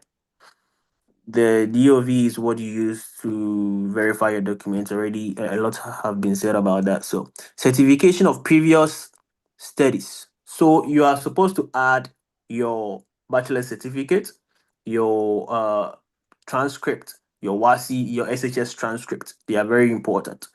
And then you add your DOV as well. Then certification proving knowledge of Italian. If you are going for your program in Italian language, like those coming from Cameroon and the Francophone countries, mostly they come to study in Italian here. So if you're coming to study in Italian, then you need those, you need that particular certificate. The letter of acceptance, okay, it's repeated itself. And can we move on to the next page? I think that one is very important. Okay, so these are very, very, very important that we need to touch on. International insurance valid for 30 days. This is a Schengen insurance that you need to get, travel insurance, so to speak. And you can get it from any insurance company, Star Life Assurance, company, Vanguard. It depends on the country that you are in. Just go or walk into a health insurance an insurance company, and then you ask that you need a travel insurance. They'll ask you where you are sending it to. You just say you are sending it to a Schengen area, Italy, and they'll give you one. Depending on the number of months that you need, is what will tell you the amount that you need to pay. So if you want 2 months, it has its price. But normally I advise that you get 1 year, because your visa is valid for 1 year. Then you renew. So it's advisable that you get 1 year. Then your flight booking. Now, with a flight booking, you need not to pay. People have been asking, are you supposed to? You don't pay. You have to go to the agencies that book flights for people, and they can reserve a flight for you at a very small fee. Or you can use some apps like Ethiopian airline, and then you download that. You just locate where you are going to and everything. You can reserve it, and it lasts just for 24 hours. So you can do it just right after you make your application, your visa application, so that it will get into the system before it expires. So you can use that. You need not to pay, because these things are just to, tell that you know your way around what you are doing, not necessarily to buy before the visa outcome. So that is that. And then with the accommodation, hotel reservation or declaration of hospitality. With that of the hotel reservation, it's very simple. You just get bookings.com, download bookings.com, and then you send the location where you are going for your schooling. For instance, if you are coming here in Siena, you just locate Siena, hotels within Siena, and then find the least price attached to a certain hotel, and then you book it. Even if there is a hostel, you can get that one, the very least one, because after everything, even if you book the flight and you don't pay, the visa officer is going to make the calculations and deduct it from the balance that you have and see the amount that is left. Yes, it's not just the dummy. They just look at it, the dummy flight, and then they go away. They look at it, do the calculations, deduct it from the balance that you send to them, and see the amount that will be left. So you just have to make sure that you book the cheapest that you find. Now, before you make the reservation with the hotel, you don't pay. You just book. Look at the one with free cancellation or pay on arrival, and then you book in advance. Normally, if you're applying for the visa, I advise that you give yourself like 2 months waiting period. So in 2 months, when it's left with like 1 week to to the time that the time frame you give to the visa officer, you can go there and then make the cancellation if you've still not heard from them. If you've heard from them and it's positive and you want to go to that hotel, then you maintain it. You need not to go and cancel it. You can choose to also change it at any point in time. And then if you change it, you need not to go to the embassy and update them. All right. So these are just like I said before to tell the visa officer that you know your way around it. Now, your personal bank statement. Yeah. Let me come to the declaration of hospitality after the hotel. Now, if you have someone here that you want the person to accommodate you, you have something we call hospitalita. It's a document that you can find on the website, in your country's Italian website. You download it, you give it to the person will fill and maybe attach 1 or 2 documents showing that indeed the person has accommodation for you, and then it will be sent to the embassy. It's also accepted. Here, the Italian system is such a way that it's not like US, Canada, that if you are declaring that you know someone here, it's more of a red flag that, oh, this guy when he goes or this girl when he goes, that the person won't come back. Here, if you know someone, it is advisable that you declare because they want to know that in worst case scenario, you're not going to be a burden on the government. So if you know someone, don't hesitate to let the embassy know, especially when it comes to accommodation and any other thing. But in someone in the sense that it's supposed to be your mom or dad is fine. That is what mostly they regard as a family member. So that is about the declaration of hospitality. I'll quickly move on to personal bank account if the student has his or her own financial independence deriving from his work. So this is what I was talking about. It's either you sponsor yourself or your parents sponsor you. The amount that is needed for now, the document that came out from the Ministry of Education here is that you need to About declare 6,000, yes, 6,947, 7,000. yeah, let me say 7,000 euros for a year to study your program. So whichever country that you are in, you just do the mathematics with your exchange rate, then you know the amount you will need in your account. If you already have an euro account, then you know what you must declare. So if you are coming for a master's program and it is 1 year, fine, the 7,000 is okay. If you're coming for a master's program, in which in most cases is 2 years, then you need a times 2 of the amount. So you need a 14,000 euros. Most people do not know this, and they always go with 1 year. So the response that will come is that you do not have sufficient amount to study in Italy. And before I forget, I don't know of the other countries, but I heard also in Nigeria. Now, perhaps most of you have heard that in Italy, we have something we call early warning or pre-rejection or pre-denial in any way that you've heard about. Now, as you speak, it has been abolished in Ghana. It is a straight denial. If your documents are not to the satisfaction of the visa officer, you are straight away denied with no pre-rejection. And then you go and come back again. That is how. So if you're making your application, make sure you put in a very strong and airtight visa application. So you need 2 times of this amount in your account to show that you can sponsor yourself or your parents to show that they can sponsor you. So that is how it is.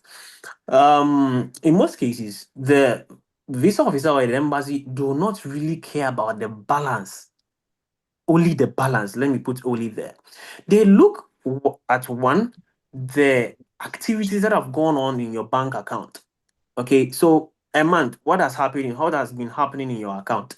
So if there has been some few transactions, but there are huge sums of money running through within a month, there are questions. You have to be very careful because some people genuinely, I know, do not send their bank accounts. That's naturally. Let me use the word naturally existing.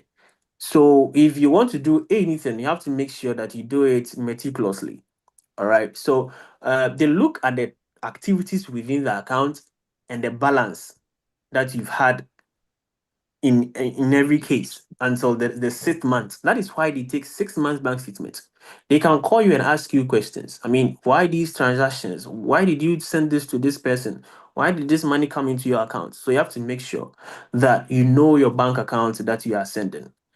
Go for your bank statement yourself and then make the application and everything yourself. Do not rely on any agent. So these that is the amount that they need for your proof of funds.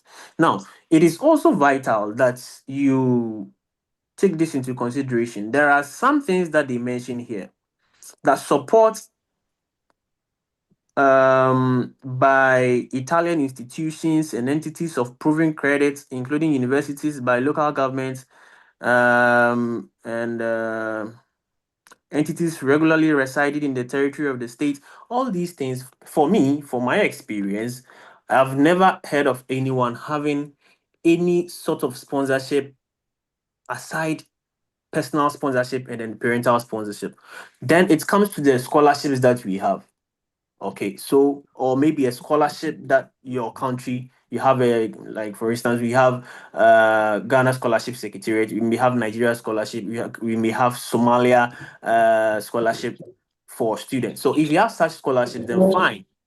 It's if it is verified and it is true, then you may get the opportunity to come and study.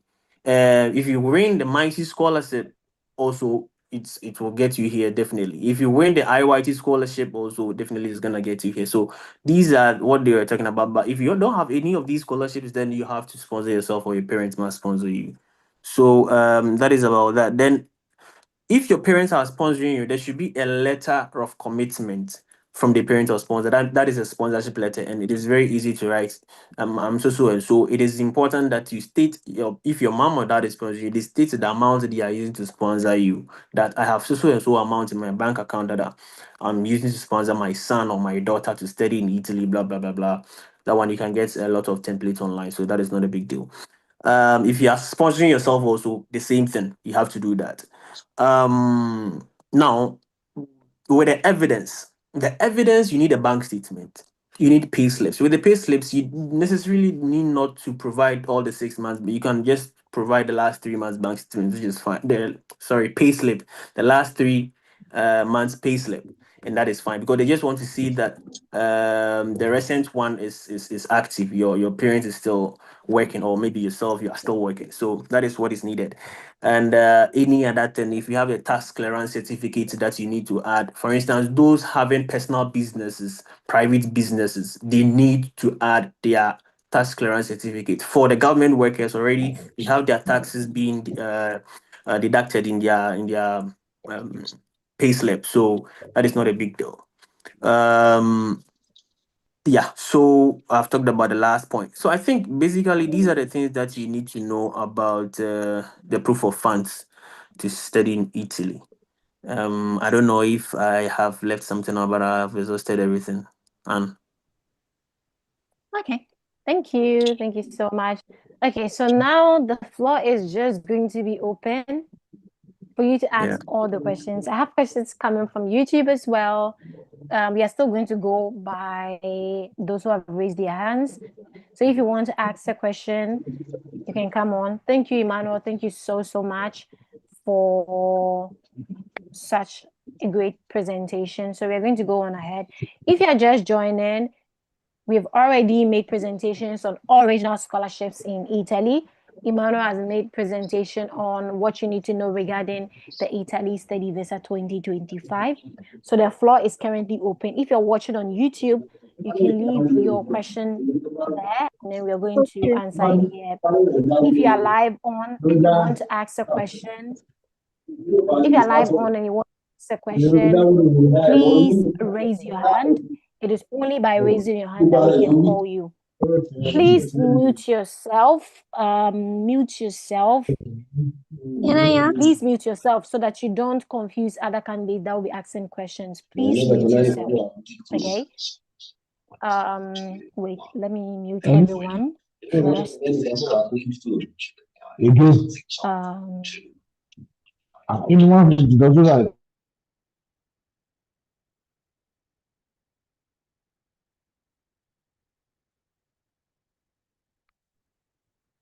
Okay, perfect. Now I'm going to Audrey, you can unmute.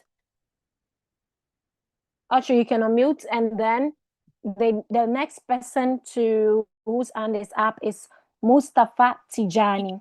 Mustafa Tijani, you can come on board and ask your question. Hi, good evening, Anita. Good evening. Yeah, good evening. Thank you very much for this opportunity. I've learned a lot. And, Hello. Hello. can I continue? Mustafa, after- go on and ask your question. All right. Okay, yeah, so Hello. Please, if you want to ask a question, raise your hand. Raise your hand. As of now, it's only Mustafa that can talk because his hand is up, and then he's the next person. Yeah, all right, thank you. So my question is kind of like I'm new here, I don't know much. So I want to ask because I followed your video and like use university or something to that website to find schools and things like that. But when I go to those schools and I'm trying to apply, it directs me back to university, and so I don't know the process at all for the application. So I now want to ask, like, what is the process? Like, what is the first step and the steps to take exactly? Thank you very much. Okay, so this scholarship, this webinar is focused on scholarships and that of the Italy study visa, but I'm going to answer your question. So if you're trying to apply as of now, like most of the applications in Italy, in most of the universities are already closed. The application period in Italy starts from October, so that of April, mainly most of the time in April, and sometimes in some few universities in May. That is the application window in Italy. So if you miss that window, yeah, if you miss that window, that is it. As of now, it is a scholarship period.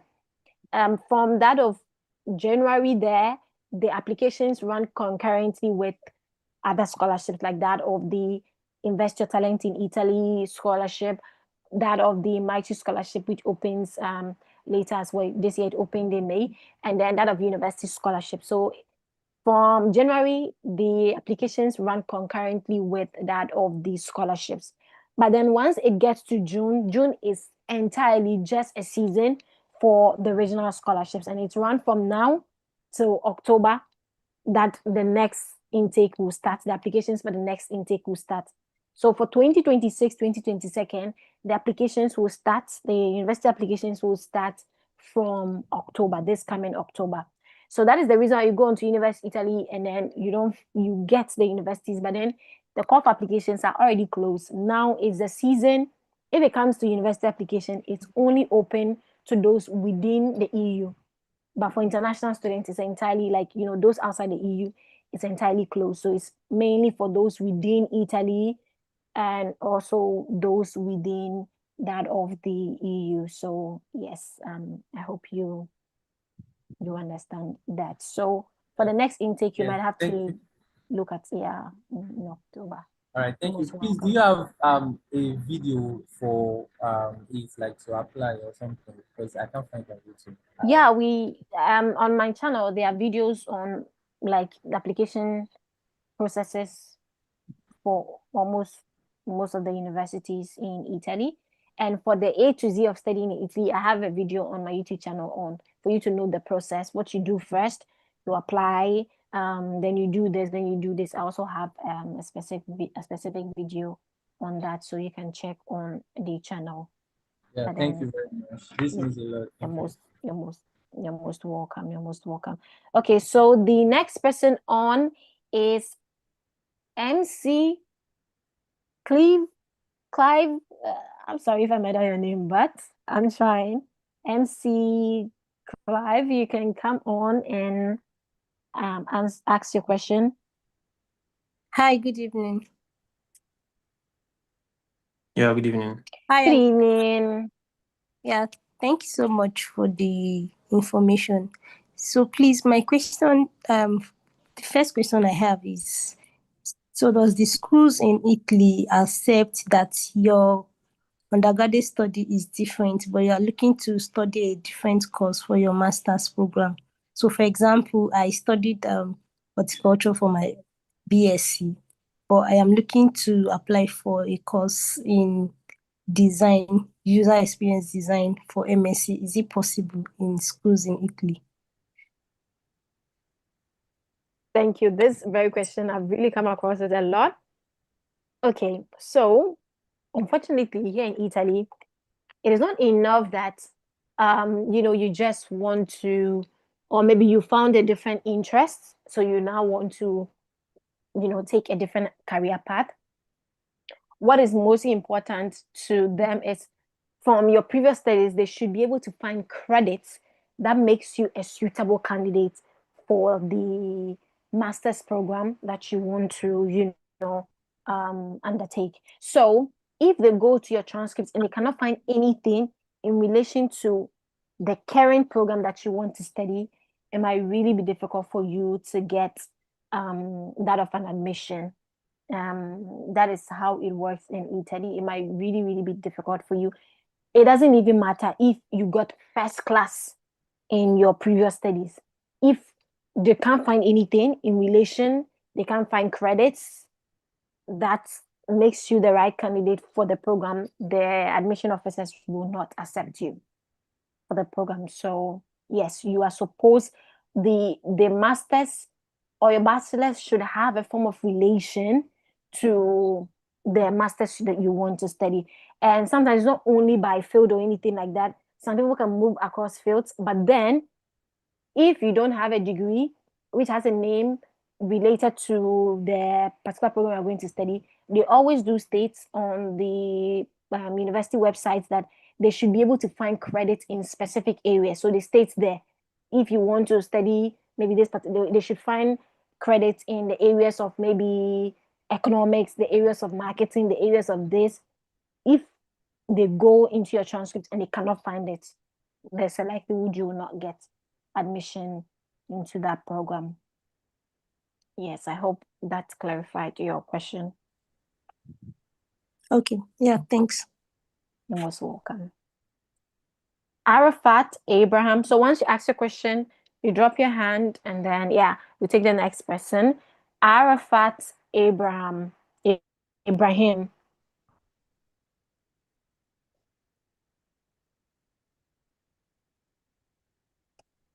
Arafat, you can come on board and ask your question.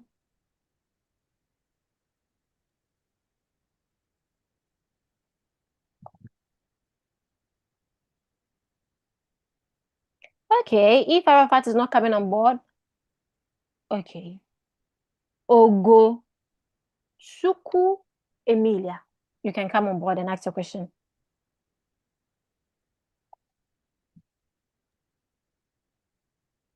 Hi, sorry, I'm Arafat, and can you hear me? Yes, please go Yeah, on we with can your hear you. question. Okay. Good evening. Thank you for your time. Thank you for your effort. May God richly bless you for all what you are doing for us.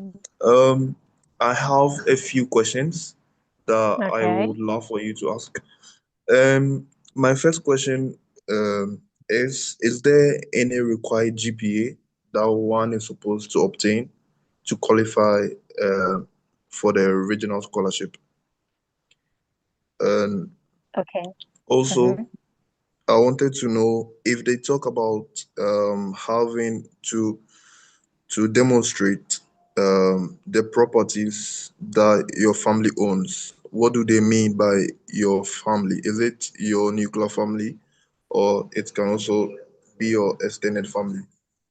And also, as someone from Ghana, how do you get the ISEEU document?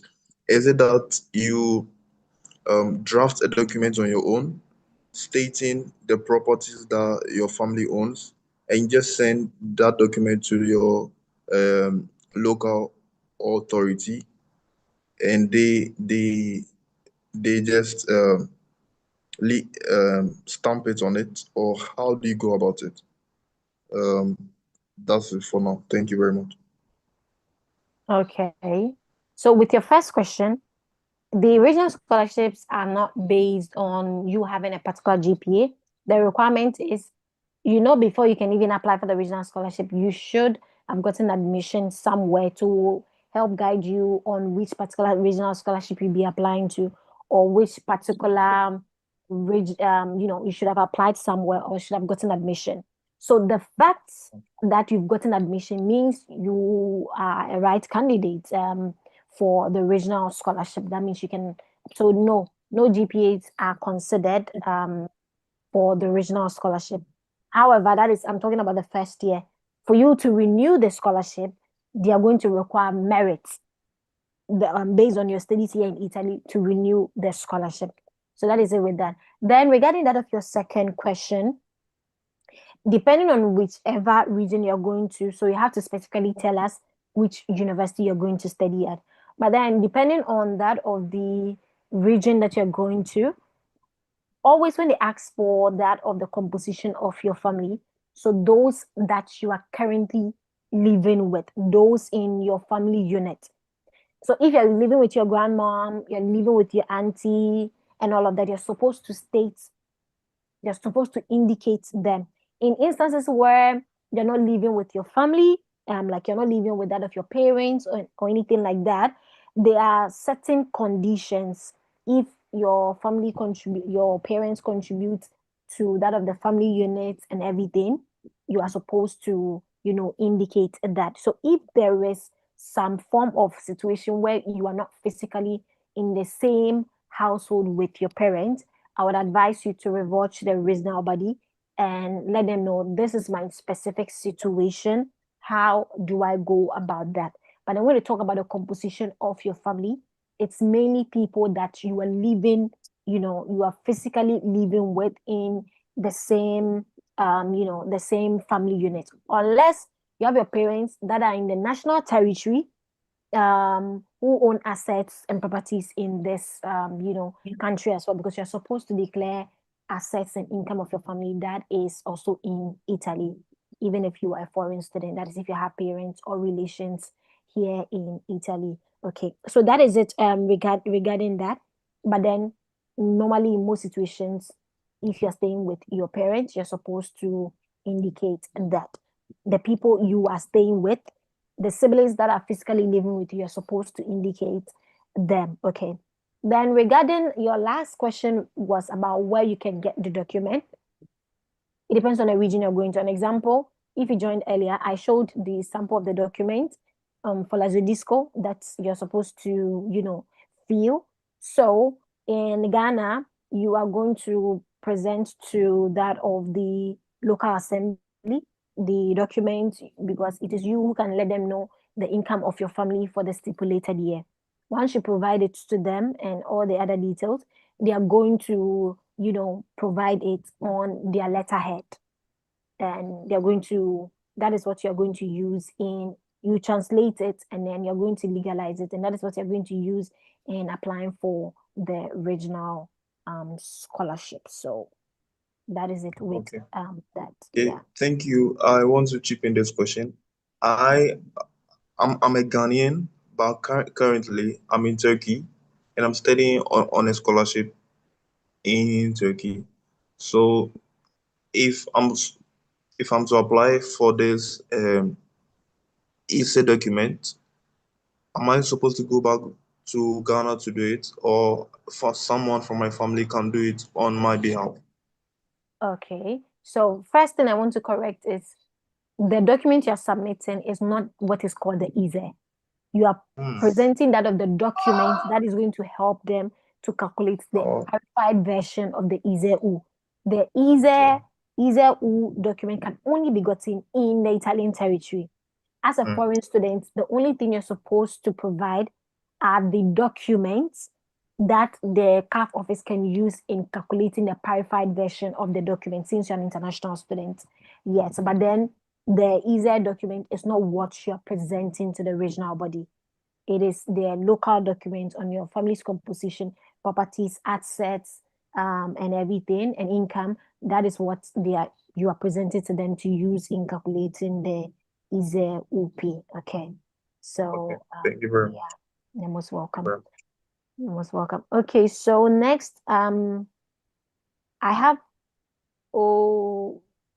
Ogochukwu Emilia. Hello, good evening, ma. Can you hear me? Yes, I can. Good evening. Okay, thank you for the webinar. Please, my question is, if you're applying to DSU scholarship, can you like apply to it to like different times using different university? Let's say DSU Pisa University, PSU Polimi University, or something like that. Like, is it possible to apply different times?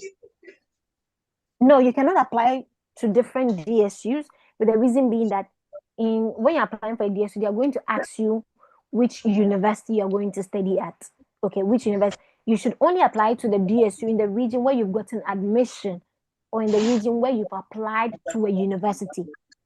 Because DSU is not direct admission. It is actually just you applying for the scholarship that is available in the region where the university that you've gotten admission to is located in. And we are in June. If you're in as of June, you don't know the particular university that you'll be studying at, then you should not apply for the DSU at all. Okay, what if you have gotten admission from more than one university? I think you don't understand one thing. You cannot come and study in more than one universities in Italy. If you go on to University Italy and you are pre-enrolling to a university, you're supposed to choose just one university that you be studying at. You're supposed to let the embassy know and let the school know that I'm coming to study at this university, for the embassy to recognize and to also know that this is the university I've chosen to study at. You cannot come and study at different universities in Italy. You can only go with one university. So you're supposed to apply to the DSU in that particular region. Because each and every DSU and their requirements. And then it will be too stressful for you to be applying to Tuscany, looking at their requirements, preparing the document, because it's not every region. They don't require the same, particular document across the regions. Lazio, they're asking for 2 years back. Ergo is asking for a year back. So it's already a struggle getting the documents, presenting on time and everything. And then you want to apply to several DSUs. Okay. I don't know. You might want to do that, but then that would be a total waste of your time. Because you might not even get in. Okay, I want to also ask when at the beginning of the meeting we are talking about a process when you get to the CAF stuff where they are going to calculate your ISEE. Is it possible for one to be in a foreign country while they calculate it in Italy, or must someone travel to Italy before it can be calculated? You are supposed to physically be in the territory to present the documents needed for the calculation of the ISEE in most, across most regions. But then you're supposed to first revert to the CAF and let them know. That is why if you be applying for the regional scholarship, it's highly advisable you start your process early, your process for the visa application, so that in September you'll be in the country, okay? And most in September you'll be in the country. But then there are some CAF offices that they allow people to come and submit the documents to them. But then you're first of all supposed to revert to them and let them know this is it. Can someone come and submit the document for me when it is it is time or anything like that? For some, you can send the documents to them by email. For some, you're supposed to physically be present in the territory. It varies across the regions. So that's why you need to first define which university you're going to know which particular regional scholarship you'll be applying to. Then you revert specifically to that CAF and start the process. It makes it easier for you. You get the scholarship early. You're able to come into the country early as well, as compared to if you're focusing on several DSUs. It will stress you out. I'm telling you. Even applying for just one DSU is not enough. The stress can be really daunting on international students, looking at the deadlines and everything. Okay. Then is it also possible that after providing the document that someone will lose the scholarship? If you don't get that of the merit requirements. Okay, but like someone coming as like as a freshman, like first year, is only the declaration of value and stuff that are required, right? So what if Yes. like after gathering all the requirements and you travel to Italy to finish up the process and peradventure you lose it, they need to award you the scholarship. Before you be leaving, once you provide the needed documents, you can even know from that of the declaration of your family's economic condition, the benefits that you be getting. Okay. In the according to the regional scholarship, they have when they release the ranking list, I wouldn't say necessarily you losing the scholarship. Losing the scholarship can only be on the basis of you not getting the merits required to get the remaining part of the scholarship, or second, you make false declarations. These are conditions that can help you to lose the Okay. scholarship. Okay, but then there are also conditions where people are eligible. Remember, all the applications that you make, there is a ranking list. So the ranking list, just like normal admissions, where there are people who win the scholarship or who win like that of the admission, who gets admission, and then those who are eligible. In case that the person who has won the slot at the university for admission, if that person doesn't report, or if that person renounces the admission, it will be given to the next eligible candidate. It's the same thing that they use for the regional scholarship.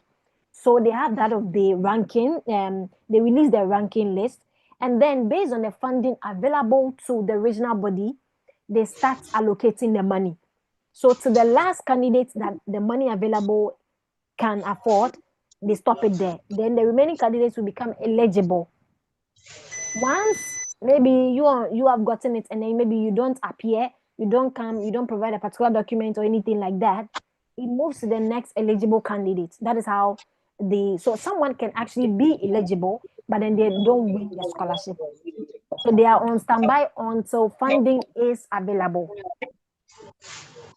Okay. So that is one condition. Yeah, that is one condition that happens with regional scholarships. But then if you get awarded the scholarship, if you are talking about losing it, then those are the conditions that I mentioned: false declarations, and that of you not getting the merits requirements. Okay. Yes. Then So we are another going thing, to I mean, move on to another person. We are just left with 30 minutes, and then there are so many sorry, hands. can you hear me? Hello. Yes, we might have to move on to another candidate because we have 27 hands raised, and then we have Yeah. just 30 minutes.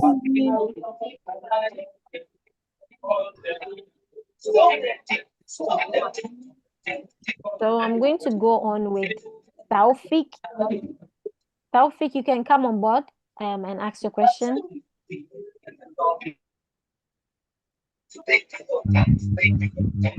Good evening. Good evening.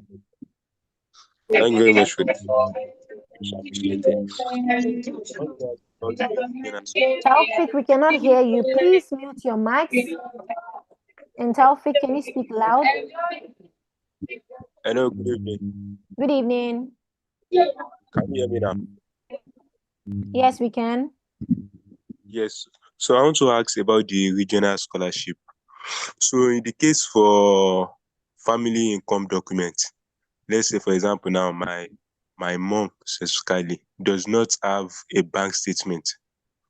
She works as a tailor, so as a fashion designer. So and her business is not even registered. So she's not having a bank statement. She's not having a bank account to her name, but she uses my sister's account for her business. So I want to ask, in this case, how am I going to prove, okay, this is the work she does and these are income for the declared year they're asking for? That's actually a very good question. If she's a tailor and then she's actually earning something, still declare it still make a declaration in the document, the amount that she made for that of the stipulated year. And then if your sister is also working, then make that of their like their declarations of their finances, and then present the documents that are currently available that you can use to support that of the declarations that you have made. So you indicate that of what she does, and then the income that she made for that particular year. Bank statements and that of instruments at the bank, any other properties or immovable assets that the bank that of the family has.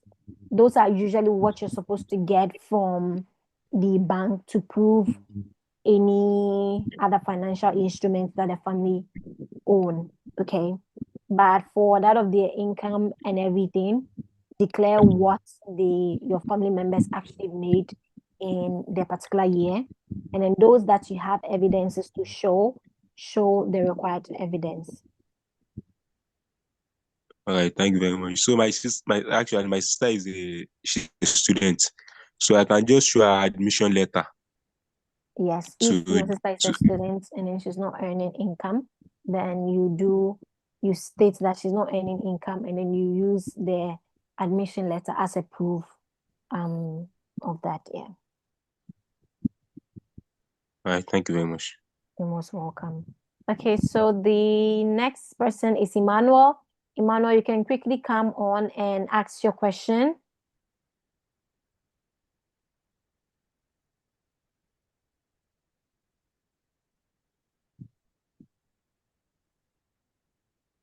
Emmanuel, come on board. We will be wrapping up soon. So please, when if your hand is up, when I call you, come on and quickly ask the question so that all the other candidates can ask their question. Emmanuel, go on. This is my question. And my question is that how assured can you increase your volume a bit? Regional, how assured are we of getting the scholarship, the regional scholarship? How assured? I cannot assure you whether you get the regional scholarship or not. I mean, what is the reason behind the question he is answering? The assurance that you want. I mean, why do you ask? We cannot assure you whether you win a regional scholarship or not. You look at the requirements, you look at your family's economic condition, and then you will know whether you win. You looking at the benefits, which particular benefits that you are going to get. But then the final getting of the scholarship is up to the regional body. So I, Anita, cannot sit here and tell you you will automatically win it. No. What I believe is you providing the necessary document, respecting the deadlines and everything increases your chances of winning the scholarship. Obviously, you can be selected, but then actually getting the money, actually getting the benefit is, looking at different things that they are required from you as a candidate and everything. And then also regarding that of funding available and then your position in the ranking, on the ranking list, okay? But then I cannot tell you for sure, Emmanuel, 100% you're going to win the regional scholarship. That is something. But just to chip this in, Emmanuel, for the regional scholarship, the rate of getting it is high, all right. But as Anne has rightly said, you need to pass through all these processes to make sure that you get ranked and then you win. There are two stages. They rank it, and then after that they bring they call it is it Vicentore and they bring their winners. Vincitore. Huh? Vincitore. Vincitore. Vincitore. Vincitore. Okay, that is the victory in any way in English, the direct translation. So they rank, and then after that they bring out the winners. All right. So all that you need to do is to make sure that you start the process early, so that you get ranked at a very good position, and then definitely when the winners come, you'll be part. But the only situation is that the winners are many. A lot of students are enrolled on this scholarship. So with the ranking, they give the benefits according to the ranking. So as and when there is an availability is when they will give the package to you. But one thing is assured: for the food, you can always go and eat. But when it comes to something like the accommodation, that is where the problem really is. Because if you won't definitely pay school fees, you would get the stipend. That definitely you are going to get that money. But with accommodation is what is quite The struggle. problematic. Yes, a lot of students have won the scholarship so many months ago. As we speak to you, we are going to open for another window, but they have not gotten accommodation, and that means that you need to go in for another accommodation elsewhere and pay. Well, there is a room for you to claim your money for the rent that you're going to pay, Yeah. but it's also a For the process. domicilio, So yeah, in everything, you just have to make sure that you start early, get it, and then you are good to go. So don't worry, just apply and let's see. Yeah, exactly. And everyone is applying. So Yeah. if you want to increase your chances of being selected, you provide the required documents within a stipulated deadlines. And then as we do everything in going abroad, you commit the rest into God's hands. And then that is it. Yeah, Right. Okay, actually I'm in my residence, so let me just hey, okay. Vinci Sore. yeah, for sure. Okay. One So last. the next person coming on is Emmanuel. You're saying something? Yes, I had a question. I had another question. Okay. Can Erasmus students also apply for the original scholarship? That is a good question. If you won that of Erasmus and then you want to apply for what exactly? Is it accommodation or you want the scholarship as well or the The feeding, the the whole scholarship? scholarship. The Erasmus is not the full Erasmus Hindu scholarship. It's a joint degree one. Okay. Yeah, so with that one, I wanted to know if it is possible for us to apply for the That original is one. this is actually a good question. I'll If, really look if, if into it is it. possible to what? If it's Apply for possible, the Uh-huh. for the original scholarship. To Emmanuel, are you getting it? This is No, I don't actually a good. understand. What did He has what was the won question? Erasmus. Okay. Uh-huh. He wants to Mhm. know if it's possible for him to apply for the original scholarship. Yeah. He can. This is he can. Yeah, he can because I know someone who is having the Erasmus and then with the original scholarship as well. So even if you are Erasmus and you are away, your scholarship still works. You can have the two. Okay. Okay. So for me, I'm not really quite sure Yeah. about that. Yes, but then Emmanuel is saying it's But that possible. I know So someone who has it. The person is University of Milan by okay. Coca. So Bikoka. Okay. So okay. Okay. with the visa interview for the Erasmus, with the visa interview for the Erasmus, the visa application for the Erasmus, I mean, I don't know whether it's different from the normal one. I wanted to know. I wanted you to touch on that. Okay, Emmanuel, you might speak on that. I don't Which know one? so The much. the He's asking for the visa application for Erasmus. the visa application. So with the visa application for Erasmus, well, it depends. It depends on the if you we have this school. Oh, forgotten the name of the school. Is it But I L'Aquila? if what Is it L'Aquila? Or which one? L'Aquila, exacto, L'Aquila. Yeah, So with L'Aquila, that's it. exacto. So L'Aquila, I once guided a guy last year or last 2 years to secure the visa. So L'Aquila has a very good package with the Erasmus. That is the school you had admission, right? Yes, please. Yes, please. Perfect. So yes, it is the same process that you have to pass through, just like those who are not having this particular scholarship. But with L'Aquila, great. You can use your auntie or uncle as a sponsor, and they will accept it. That is the only exception.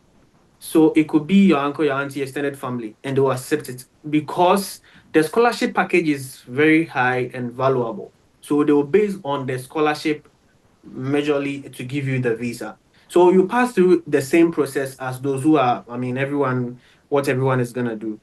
There are no differences in the, Differences. yeah, there are no differences with Okay. so pass through the process and that is it. But you can use your extended family and then you get the visa. Okay, so thank you so much. Thank you. You're most welcome. We are going to move on to Larie Uche.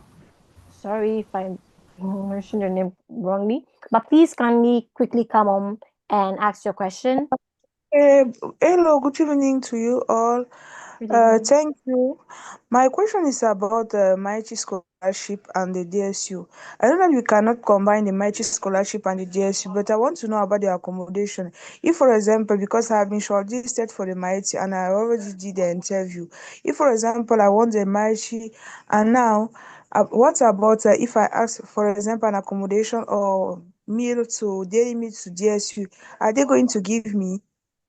No, you have to pay for the meals, okay, and then for the accommodation you have to pay for it because the money that Mighty is giving you is higher than what they are giving to the those who won the regional scholarship. So you can get a paid accommodation in the regional residences, but then you have to pay for it. The only good side of it is at the regional residences, the value is like the cost that you pay for accommodation is lesser than that which is on the market. Okay. But then you're supposed to pay for the accommodation, the meals as well. You're supposed to pay for it. We had a student in the last intake who he won the Maichi. He didn't go. He won that of the regional scholarship as well, but then he weighed the options and he took the Maichi scholarship. But then if you go with Maichi, you cannot get free accommodation in the regional residences. No, you're supposed to pay for that accommodation. Okay, So okay, I yeah, understand. yeah. My second question is that is also about that Maichi. For example, when I did my interview, I told them that I want to go at the University of Florence, but now it's like I want to go at the University of Bologna. I don't know if they give me the scholarship. I don't know if I can change the university where I want to go, or I can change even the courses that I want to study, because I did my bachelor degree in civil engineering, but now I want to study building engineering. I don't know if Have it you is gotten possible. admission at the University of Bologna? Yes. Okay. You cannot just change university if you've not gotten admission. So if you've gotten admission at Bologna, then first of all, the first thing you're supposed to look at is that of the pre-enrollment. If you've already pre-enrolled to Florence, you need to cancel your pre-enrollment at Florence and then pre-enroll to Bologna. That is only if you have gotten admission in Bologna. Yes, I Take got note, it. if you cancel your pre-enrollment at Florence, you cannot pre-enroll again for the academic year. So you be sure you go with Bologna. Once they validate that of your pre-enrollment, Mighty, when it gets to the period of, they all know students come during the interview period. That period is still early. Some students have not yet decided on which university they want to go with. So before they draft the official letter for your Mighty scholarship, they're going to get in contact with you and then ask for the official admission letter from your university. There you're supposed to give them that which you got from Bologna, which is the university you are currently going with. If not, one good thing you can also do is once you are done counseling at Florence and then you go with Bologna, and then you've gotten the pre-enrollment summary from Bologna, you can directly email them once they alert you of you being selected for the scholarship. It's good for you to take initiative. Reach out to them and let them know that, oh, I've changed university. I'm going with Bologna. This is my admission. I've pre-enrolled there, so that they know ahead of time. So that is what you are going to base on to draft your that of your scholarship letter. But you need to Okay, inform them. You don't need to hide anything away from them. okay. Thank So you a lot for the you're most response. welcome. And my Okay. last question is So about that accommodation. Did I need to apply to have that accommodation, or is you're like supposed to apply when the accommodation open. You tell them you want paid accommodation. And if you're coming to Bologna, then you'll be applying for ergo. So reach out to ergo, email them and let them know I want to go for paid accommodation because ergo is yet to open. So you have but enough time. what about this no paid accommodation? Because I know that the accommodation are not too many. Yes, so you reach out to them when they open the scholarship. You apply for it. If you get it, fine. If not, you get a private accommodation, because even there are people who win the regional scholarship that don't get the accommodation. So That's yeah, true. you just try your Okay. best. Okay. Most Thank you. welcome. Thank you. Most welcome. That's all Okay. for me. Okay. Good evening. Oh, Peter. So once we answer your question, please drop your hand, and then Sorry to interrupt. I have only less than 100 MB. I don't think I can continue. Can I ask the okay, yeah. question? My mom, yeah, okay. Okay, sorry again. Okay, I'm from Bangladesh and I'm a bachelor candidate. I just pre-enrolled in Marke Polytechnic. I got an offer letter in 9th May. So when in the offer letter they said you have to submit the apostille copy of your academic documents, and we highly recommend the senior. But at that time when I pre-enrolled, I didn't have both of them. So I just pre-enrolled, but now I have them. I emailed the university to accept my due documents. They are not replying. So my question is it possible they can reject my pre-enrollment because of due documents and accept only the student who submitted the full documents? What if their seat got filled out and reject mine? Can it happen? No, you just have to keep emailing them. At best, what they're going to do is they are going to reopen the pre-enrollment for you to go and upload the required documents. Okay, so they're going to reach out to you. You are missing some documents in the pre-enrollment, so we are opening it up. Go and upload the documents. So just keep emailing them that you have this document ready now, and then you want them to open the pre-enrollment so that you can go and upload those documents. And then in the email that you send to them as well, you can attach the document so that they know that it's actually ready as of now. Then once they open the pre-enrollment app, you go and until as long as they've not approved it, they can open it up for you to go and upload the required documents. When they close it again, they review and then they validate it basically. So just keep Oh, emailing so they them. don't reject the pre-enrollment, right? If you've gotten admission, then no. It's those who Oh, have I not got gotten an offer admission. letter first, then I pre-enrolled. Yeah, yes. Okay, so in that case, though you didn't follow the requirements, that's why it's good that you are emailing them to let them know that of the situation. So just let them, email them that these are the documents, attach it to the email, and then let them know that you would kindly want them to open a pre-enrollment so that you can upload the document. So it will be best if you also state the reason why you didn't upload the required documents as at the time you pre-enrolled. But then I don't think that is going to cause them to reject you necessarily. It might Okay. just delay the approval process. Okay, another question is my sponsor is my father as a bachelor candidate, but the fund I need to show for my bank solvency. It's coming from, actually I have a land in my name. I'm going to sell this land. So should I deposit the amount in my father's account or in my account, as the property is in my name, but my sponsor is my father? Emmanuel? Yeah, sorry. I am sending a question on the platform. You should look at it and then respond to me. Okay. So what was the question again? Can you repeat it? Oh, Sorry. okay. I'm a bachelor candidate. My father is the sponsor, but for visa application, the fund I need, I have a property in my name, so I'm going to sell it and deposit the amount. Should I deposit it in my father's account or my account? Your now the asset is in your name, right? But you want to sell it and then get the money in one account, either yours or your dad. But your dad is sponsoring you. Now I want to Yes. ask you: is your dad's money enough to sponsor you? Not really. He has like 4,000 euro in his account. Okay. Okay.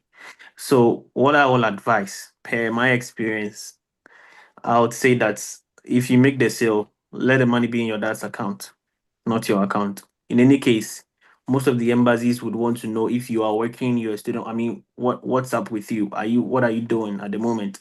If you are working, you can show them that you are working. It doesn't necessarily mean that you need to get a balance in your account. They will just get to see that your account has been active, your bank account has been active. Without any balance, no problem. There is no problem.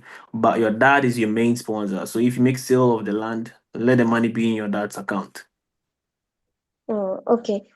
So, but as evidence of my that fund, I can still show the land deeds of my name, right? Come again. Sorry. As the evidence of that fund that I deposit in the account, so I Mhm. can still show the land deeds of my name. So if you make making the sale of the land is the fact that you have documents to prove that the land has been sold. So the land is for you, all right? And then your dad is sponsor. Your dad is one of the key required sponsors. So there is no problem saying that it is your land or not. But if you still want to mention your name or have your name in the narrative, fine. It is your land that you sold, but the money goes into your dad's account because your dad is sponsoring you. So when you are writing the sponsorship letter, you can craft it in that way, in that line, that you own a land and then you sold the land because already the land is in your name. So you sold the land and you got the money in your dad's account. You understand? Okay. So you can Yeah. just, because I don't know if they do interviews in you said you're in Bangladesh? Yes. Yes. So if I don't know if they do interviews there. Did they do interviews? Right now, I have got information that they are not taking interviews just based on the documents they are giving or rejecting the visa. Most of the Italian embassies do not do interviews. So you just write a short note after everything. You just write your vision and like the statement of purpose, and then you come to your proof of funds. Then you indicate you had the land so and so in your name, and then you sold the land and you allow the money get into your dad's account, or you directed that the money gets into your dad's account so that it will be enough for the sponsorship. All right, and you show proof of sale of the land. You have something you call indenture, something like that. So you show proof that the name on the land document has been transferred to the new owner, and then you just add the additional supplementary documents that you get, any document that you get to buttress that, then you submit it just to show that you sold the land. Okay. And as for the scholarship in Marke region, the ADIS regional scholarship, should I legalize the documents in my home country embassy or after coming to Italy? Must be in your home. You're coming from? Bangladesh. Mm. Now the law here is that every single region requires you to do the legalization after, if you are supposed to go to the High Court or the local assembly and the Ministry of Foreign Affairs, it must go to the Italian embassy or consulate in your country. Then Okay. it comes here. Most people who do it here in Italy, their country's embassy here in Rome, they do not get selected. All right. You're Oh, So coming from Bangladesh, so yeah. you're supposed to go to revert to the Italian consulate in your home country in Bangladesh. They are going to give you the document because Bangladesh is considered as, you know, one of the particularly poor countries. So yes. if you joined earlier in the presentation, you are supposed to just go to the Italian consulate and let them know you'll be applying for the regional scholarship. And you provide to them the documents needed, and then they're going to draft the documents which you are going to need for the application. Basically, yes. So revert to them first, and then they'll give you the needed details. And then try looking at the previous score of applications at the region that you will be studying at to know the requirements for that particular region before the official call for applications opens. Okay. So we're going Okay. to move away so that we answer other questions as well. There are so Yeah. many Thank you. hands. Thank Someone So just sent a yes. question on the platform, on the message. Yeah. It's like documentary evidence of sponsorship given by a foreign or an Italian citizen residing in Italy. The sponsor will have to grant a monthly allocation of 467, so that amount. And the person is asking, can I get a sponsorship letter from someone in Italy to stand in for me as my sponsor from Lagos, Nigeria? And it's a straight no. Now, with this that they are saying, it's not just anybody. Anyone can just find someone here to sponsor the person and claim that the person is so and so. They just want to say that if you have a family member here who is Mhm. either in the figure of your mom or dad on your birth Mhm. certificate, and the person is a citizen, the person can sponsor you. Even if the person is not a citizen, that's fine. But you can't just claim someone to be your sponsor here if the person is not your mom or dad. It wouldn't work. It wouldn't work. So that is what they mean by that. Okay, thank you, Emmanuel.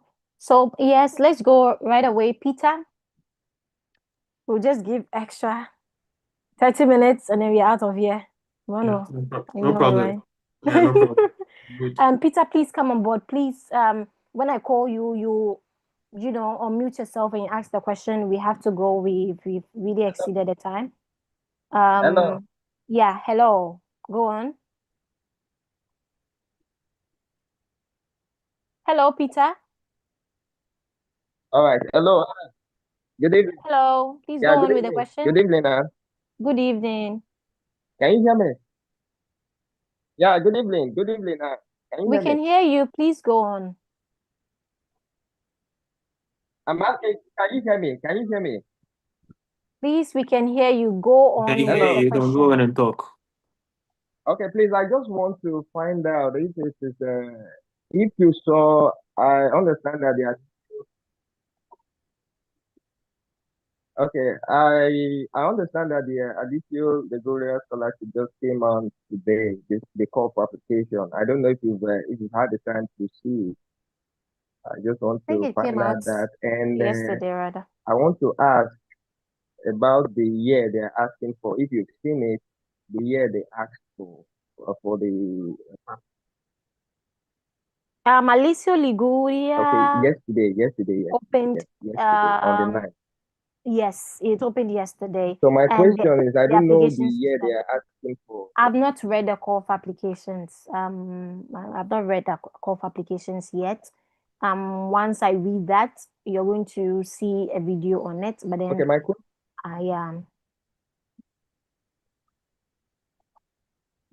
Hello, Peter.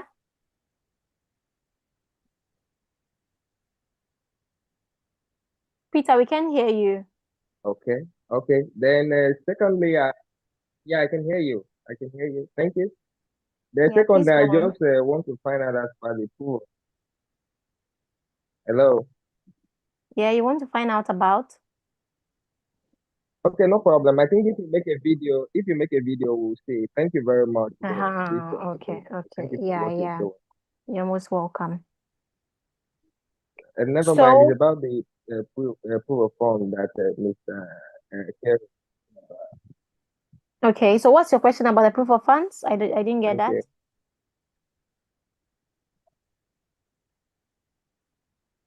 Okay, Joshua, please, you can come on board. Please, once I call you, unmute your mic. We are over, the time is overdue. Unmute your mic and ask your questions. Joshua, unmute your mic and ask your question. If not, I'm going to move on to Jen. Jen Per. Yes, we can. Please go on. Yes, we can, please. Yeah. Good evening. Please, I want Good to evening. ask something like in those on Tusha, University of Tusha, so the merit-based scholarship, they said that for you to qualify, you need to pre-enroll before the 30th of May. And by then, I've not got my certificate, so I just pre-enrolled. But I've not got my. So today, I already got my certificate this evening. So I just want to know if I ask them to open the application for me to submit the certificate, if we have helped the chance of getting the scholarship, because Yeah, they you've said already that pre-enrolled, so try emailing them and let them know that your certificate is now available. So in the email, just attach your certificate and let them know that you want to add it to the pre-enrollment. So, yes, you just have to email them, let them know the situation, and then they open the pre-enrollment for you to, add the documents. But then I think if you pre-enrolled there initially before that particular deadline, that should count out something to the university, but I cannot tell for sure. So it is only you reaching out to them, and then they can let you know exactly how to go about it, whether it will count or it will not really count towards the scholarship application. Okay. The secondly again about that is it like the disco scholarship? I don't know how to pronounce it like that.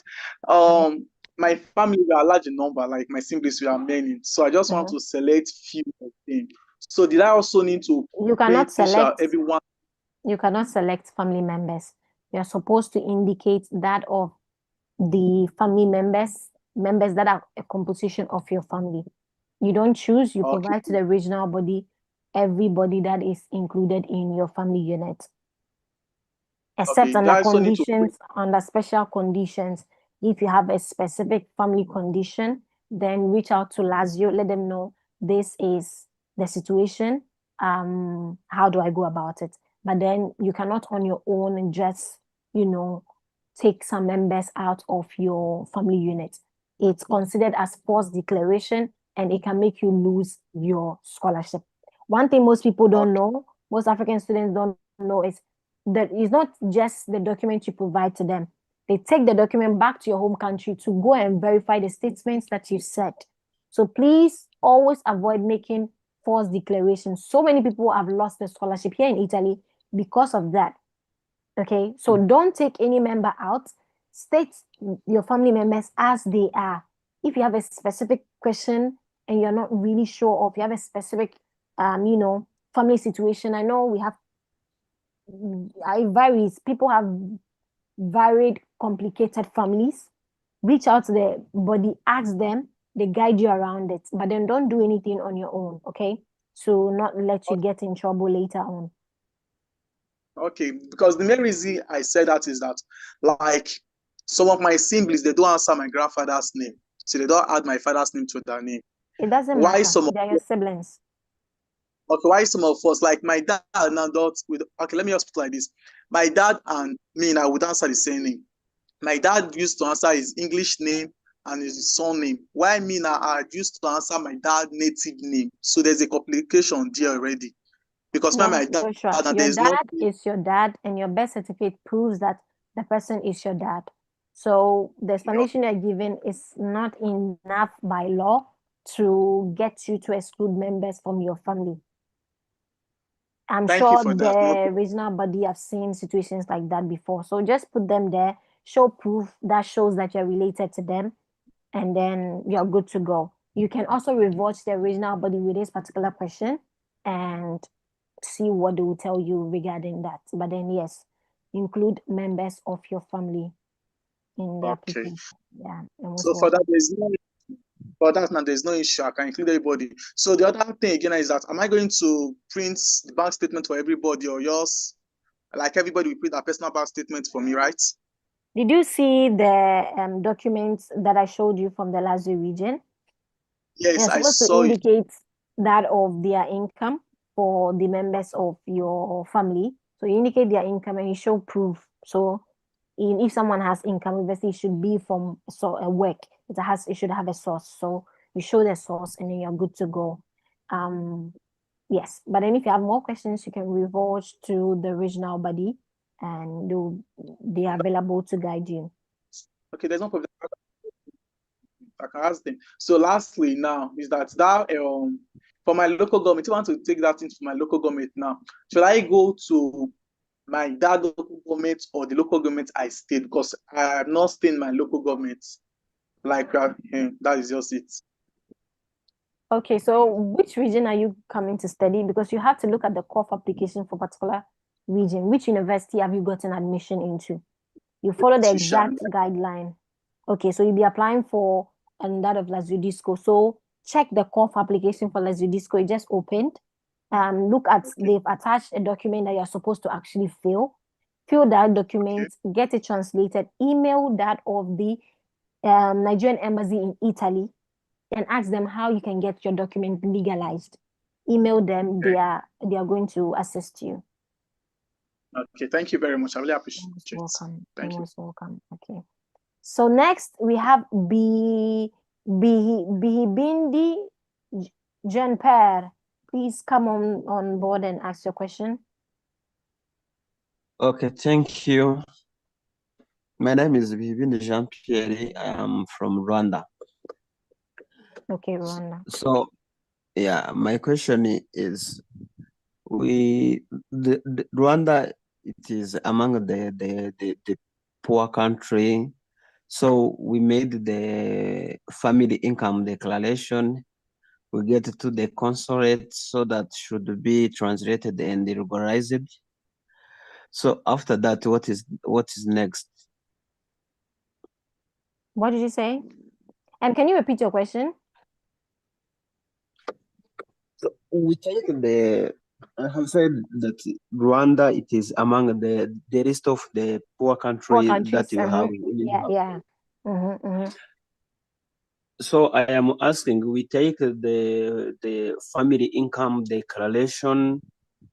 So we put it to the consulate. You go to the consulate. You are supposed to go to yes. the consulate, yes, and let them know you're applying for the scholarship. They will let you know the document that you are supposed to provide to them. It is from that document that is going to help them with drafting the documents you need for the scholarship. Yes, to be translated and regularized. Once it's coming from the consulate, it's the consulate that legalizes the document. So they are going to handle that.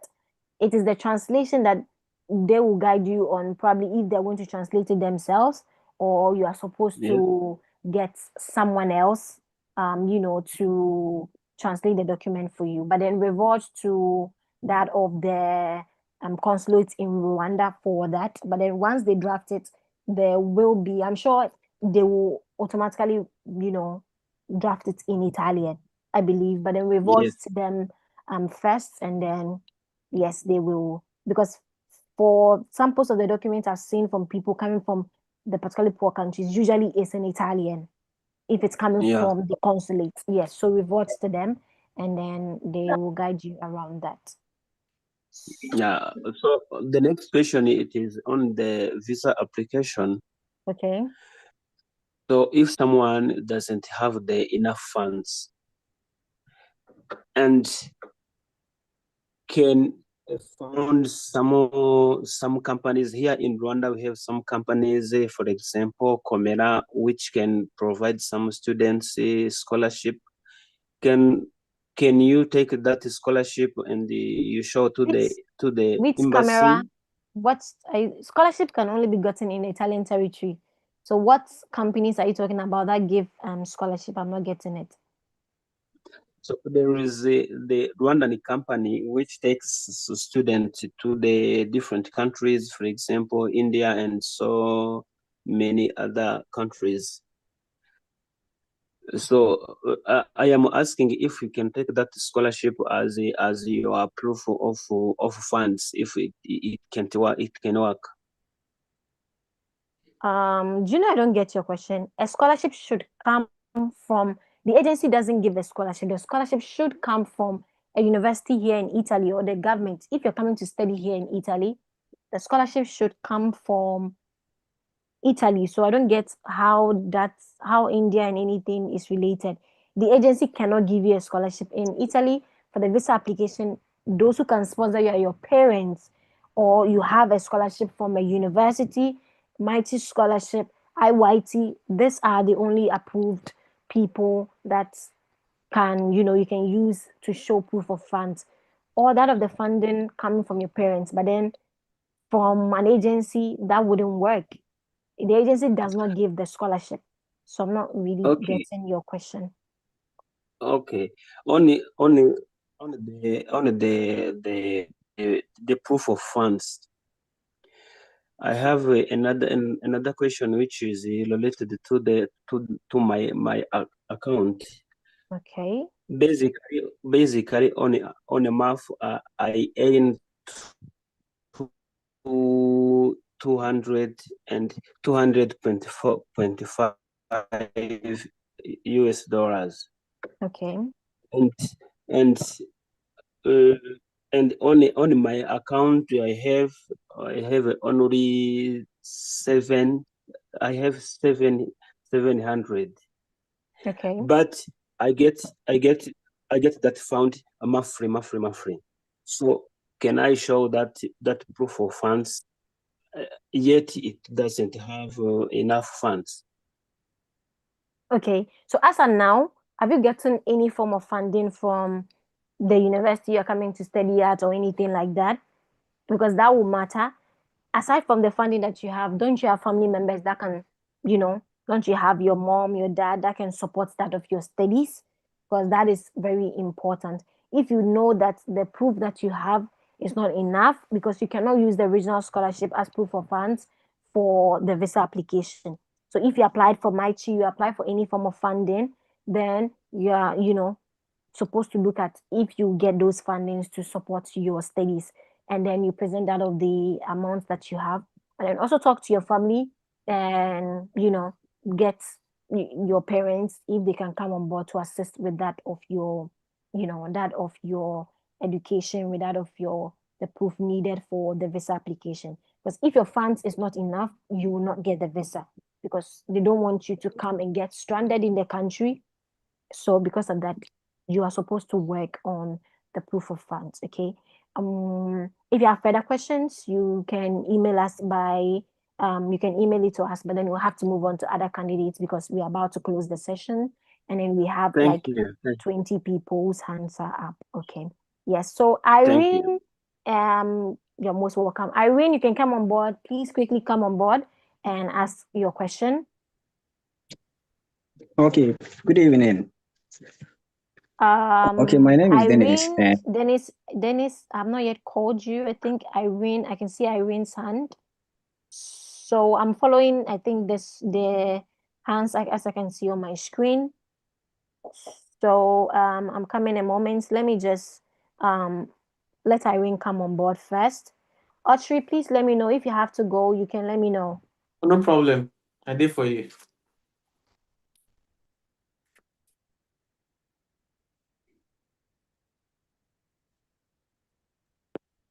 Irene, you can come aboard. Okay, so since there's no Can you Irene, the hear me? next person I can see. Okay, yeah, Good you evening. can go on. Good evening.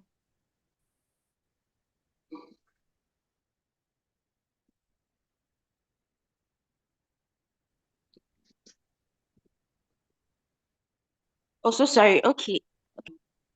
I would reside in Italy already. Like, if there's something for us, maybe another session or something, because most of the discussion tonight is more of international students.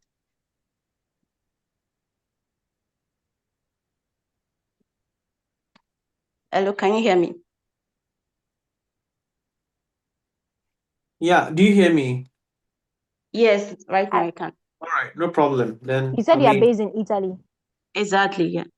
Okay. Yeah, then you can check that off our portal, and if you have any form of question, you can directly send it over to us. But then our schedule is a bit tight, so this is the last intake. This is the last webinar that we can organize for this year's intake. So if you have any question, you can get in touch directly and ask us. Okay, I don't have any idea about the portal. How can I access it, please? Okay, so the same portal that you booked for the webinar, you can go there. Is that? I was just surfing through YouTube and I saw the link. Okay. Okay, so I'll leave it in the chat. You can email me. Okay, thank you. Okay, .royaann@gmail.com, or you can, or you can check that on my TalkMate portal. Okay. Okay. So Thank you thank so you. much. No, Yeah. thank you. Okay. So you can check the chat for If you're in Italy, then the discussion is a bit different for you. I'm grateful. Thank you so much. You're most welcome. Okay. So you can get in touch with me. Now we're going to go next to Godfred Kusi. So Godfred, come on board. Thank you so much. Thank you guys for staying till now. Godfred, come on board as quickly and ask your All right, question. so good evening. Good evening. So I'll direct my question to Mr. Audrey. Please, Okay. I was so with the application for the visa, do I have to add my my dad is in Italy and then he's a citizen. Do I have to add can I add other sponsor apart from my dad? If your dad's sponsorship is enough, I think you are good to go. Okay. I don't know I don't want you to tell me here, but I don't know the Okay. job he's doing. I don't know the balance that he has for you. But if he's actively working and then he has within the range of say 10,000 to 14,000 euros, it's enough. You don't need to add any other person to it. You understand? Okay. Because he's here and he's a citizen, so you have a higher chance of getting your visa. In fact, you have it in advance. You don't have a problem. He said he's a citizen. Yeah. Yeah. And I even have siblings there, so. That is Okay. that yeah. So Got yes, you have to declare him and everything. So you have a greater chance. If he has that balance, then you are good to go. If he doesn't have that balance, whom did you want to add as the co-sponsor? Okay, so my stepmom, she's also in Italy. Okay, so with your dad, if he doesn't have the actual money in his account, there are two situations that I've seen. We have something called if you work every month, they do save part of your the amount you earn, they put it down. Okay. Okay. And they have two conditions by which workers can go and take that money. It is one, if your child is going to university, and then Okay. second, I think if you're buying a home. I've seen another student where the dad was here and then he was coming from Ghana. So since the dad didn't have the money, because it's rarely that you're going to see anybody in Italy keeping that amount of money in their normal account. So Okay.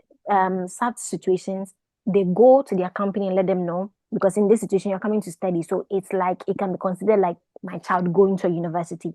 So they can go, it's called TFR. Okay.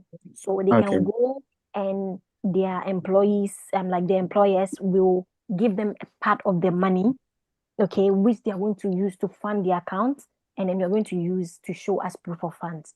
So I know a student that worked for, because it's like your money, even though it's not like you saving in the bank, it is the company holding it on for you. So it's For you. normally when you leave the company, then they'll give you that entire money. But then since your dad has a condition that meets one of the conditions, his child is going to uni, and he needs the money, he can ask them for the amounts needed for the proof of funds, and then once they give it to him, you put it in his account, and then and it will not create any problem, because once the company deposits it, the embassy can track that is TFR. Okay, so Okay. once he explains that, it's not going to be any problem. Though it's a large amount that he's depositing, it's not going to be any problem, because he's using one of the conditions which you can use to get the TFR from your company. Okay. Yes, here in Italy. So talk to your dad about that if you want to explore that option. If he has been working for somewhere for a very long time, then that is an option. But then if he just started working in a new company and then he doesn't have TFR, like a back pay, then that might be the problem. Then you can look at the option regarding your stepmom. But then I think regarding that, you can reach out to Audrey. If you have siblings in Italy, you can reach out to us directly, since there are various options available to you considered compared to someone who is just coming from abroad. Okay. So you Okay. may reach out to us later. All right. Yeah. Okay. Thank you. And then my last question is do I have to authenticate my documents with Ministry of Foreign Affairs before translation and legalization? You're coming from Ghana?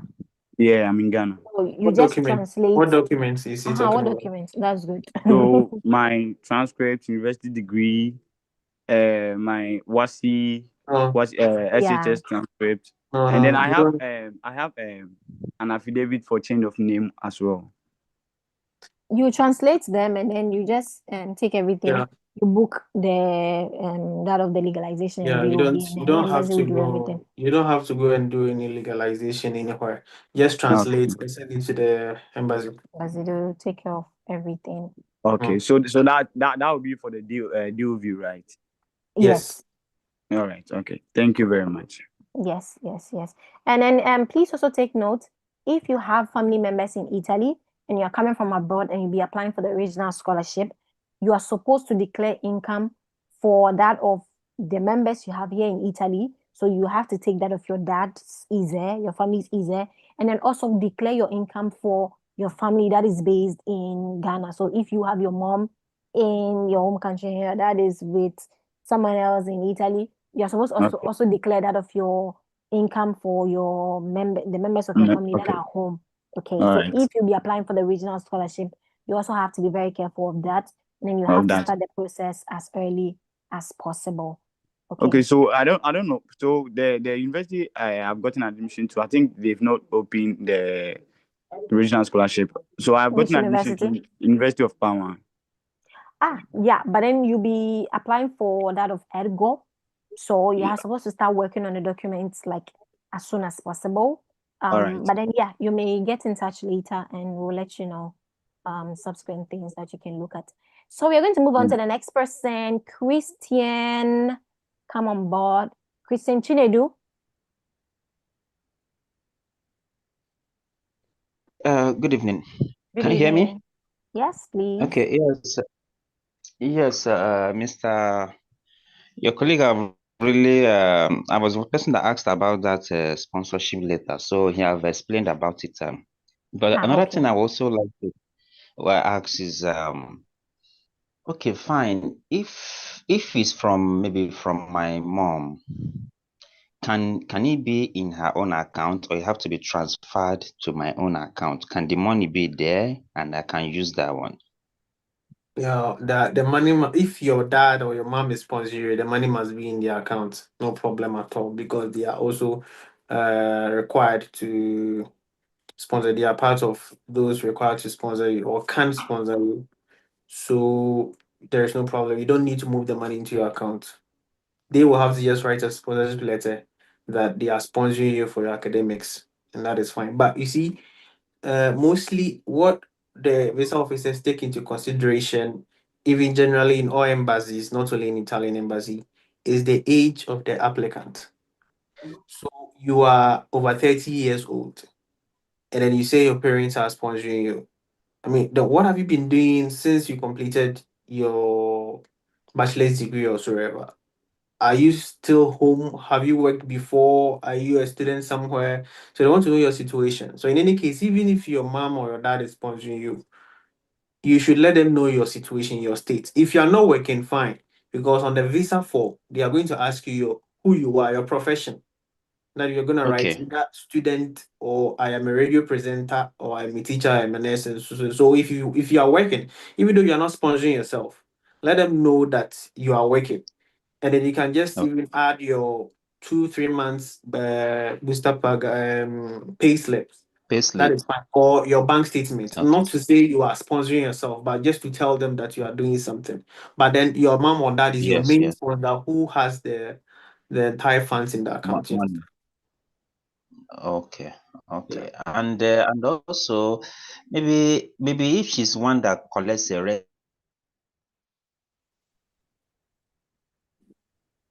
Hello. I think you've lost him.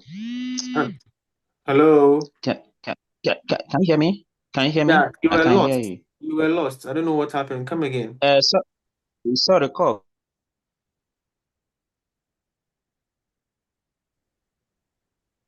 Okay. Okay, so Shema is going to come on board. Christian is occupied as at now. Shema, please come on board and ask your question. You have to. I'm Hello, here. I'm Anne. here. Can Yeah, you hear Christian? me? Yeah. Sorry, it was called that came in. So for Okay. her own, if we're the one that, if she's the one that collects rental properties and for that period of time, because her account is not that active and the money just came in there, can we show proofs that shows that was sold or something? Did you get what I asked? Yeah, I heard you right. But for me, like what I have to tell you is the right thing. And the right thing is that those mandated to sponsor an applicant to come and study here in Italy are the parents and you. And for that matter, you should have a reliable source of income. That is why I retreated earlier that for you this year, you have to make sure that you put in a very strong application because it is a straight denial. If you know your mom is not having the strength, the financial muscles to sponsor you, it is advisable that you wait till for next year intake and then you prepare yourself well than to just put in these measures that, oh, we've sold this land, we've done that. You stand a 50-50 chance of getting the visa because yeah, a lot of most people are claiming, now we sold this asset, we sold this, we sold that, and we got the money. So if you're not working personally and then your finances are not that strong to sponsor you, I advise that you wait for the next intake. Or if your parents are, then fine. But in this situation, if you ask me, I wouldn't be in Sponsor a out. position to tell you what to do.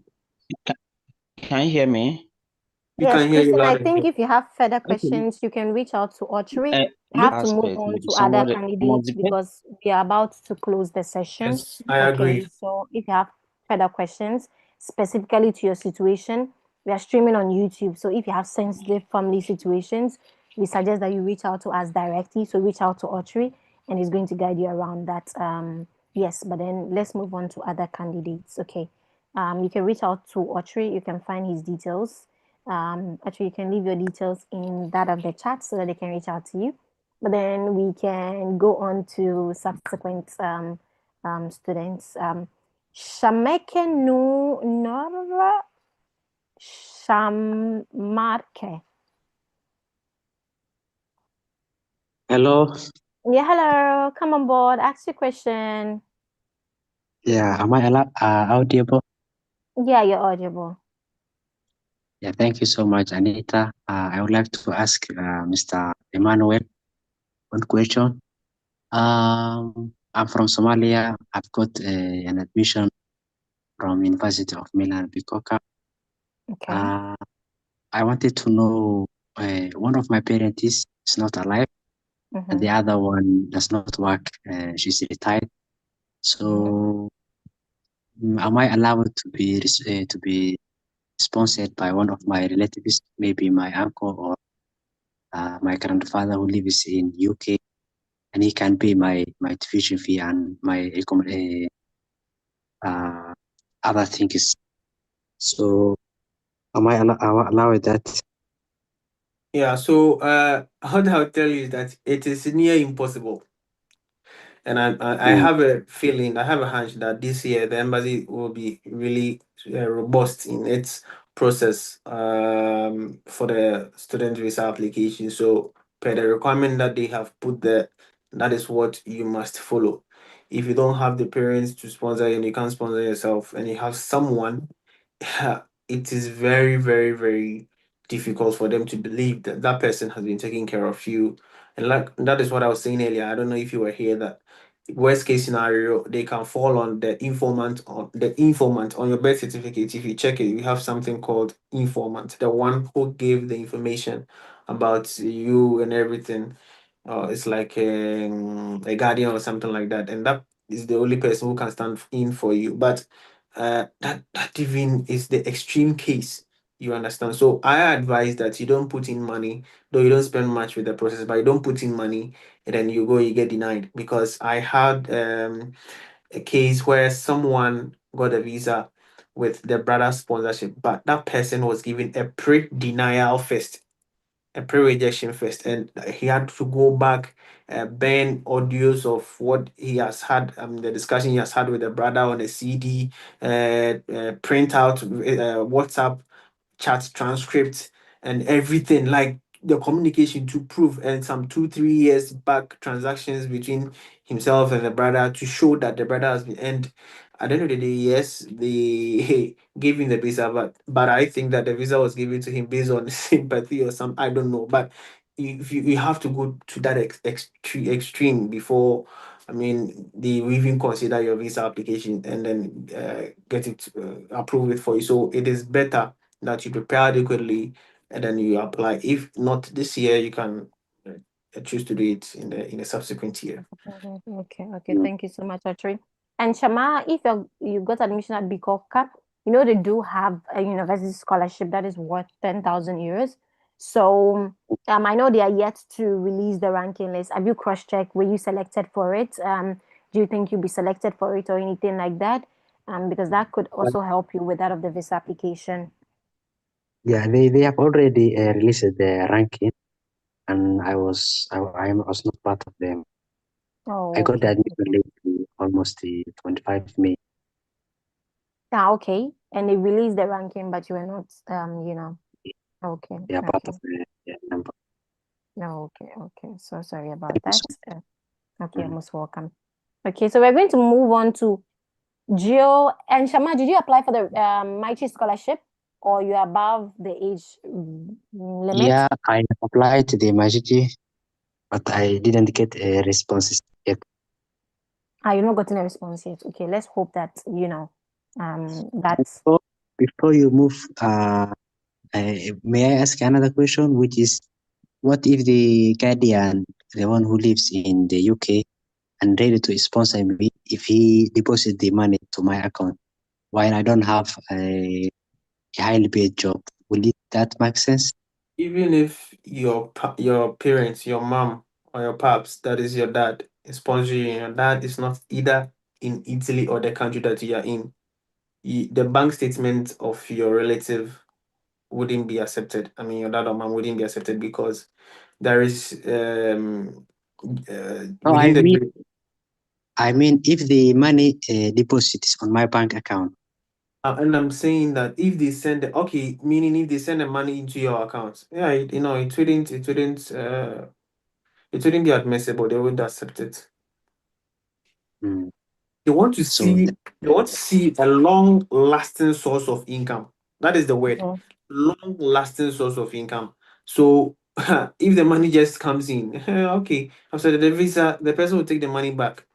And that is not how it works. All right. So definitely it's gonna be a straight denial. All right. Thank you so much. Yeah. But I was just trying to put something, chip something in that if you have a relative outside within the territories of Italy or where you are, and the person is in the United States, the person is in the United Kingdom, anywhere, Canada, definitely the person would want to give you the bank statement of that country, and it wouldn't be verifiable by the Italian embassy. So it is strongly advisable that you get a bank statement in the country that you are in. That is, if you're in Nigeria, if you're in Somalia, if you're in Bangladesh, wherever, get the bank statement from that country, from that person in the UK or wherever. That bank account can be verified by the Italian embassy. Thank you so much. Okay, so before we move on to Geo 360, I have a question from Jesus San. If university gives you 2,000 scholarship yearly, how much do you show for proof of funds? So a year you're supposed to show 7,000. So you do that of the balance, you strike that of the balance and you show the proof of funds for the remaining. So if they're giving you 2,000 and you're required to have 7,000 euros a year, then you're supposed to show for that of the difference. Then I have a question from Rahul. I'm living in Italy and I got selected in Sapienza for applied computer science in artificial intelligence as EU student, and I've already done bachelor's in arts from India. So you have a bachelor's degree, you're doing a second bachelor's. And okay, I understand the fact that it's in a different field, but then the base is you have a bachelor's degree. So what I'm going to ask you to do is try, though the other bachelor's degree is, from India, and then it's not in Italy, try reverting to Lazio and ask them if you can apply for the scholarship. Because as within Italy, you cannot hide anything that they will not find out. Later on, when they find out, you have to pay them back their money. So it's better you ask the question now. You reach out to them, you ask them, okay, I have a bachelor's in a different field. Now I've gotten admission in this field. Can I apply for the scholarship? If they know ahead of time and then they tell you that you can apply for the scholarship, is best than you hiding it from them, you applying for the scholarship, and then as long as you're in this country, if they find out later, you could pay them their money.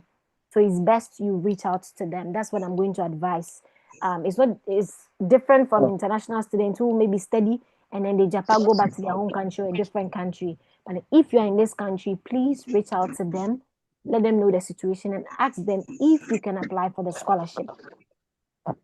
So that's what I have to say. Geo 360, come on board. Yeah, good evening, Royal, and yeah, I really appreciate everything you're doing. I want to just ask brief question about the ISE documentation for Nigerians, because I don't know, I'm fresh to Italy application. I really don't know my left to right. So I really need maybe a brief of what I need to do first here in Nigeria to be able to apply for that Lazio scholarship. You said how can you? I didn't get a question. Yeah, I said that I am new to Italy application in Italy. So I want to, I'm asking to know, I don't really understand the ISE documentations, like what is needed and also or what I need to do from here in Nigeria. So I just want to get a little insight that can help me, prepare myself to apply for the scholarship. Then that means you didn't join. Yeah, on time. Yeah, I came in late. Okay, yeah. So the CORF application in the Lazio region is currently open. So I advise that you check that of the CORF application. But then you coming from Nigeria, they have a document in the Lazio region which you're supposed to fill. Okay, that's what you fill. And then email that of the Nigerian embassy here in Italy and ask them how you can legalize that document, if they can assist you in legalizing that document. Okay. So do that. That is the process that you're supposed to use if you're going to the Lazio region. Email them, and whatever they're going to tell you, the guidance that they're going to give to you, then you follow that. Okay. So that is it.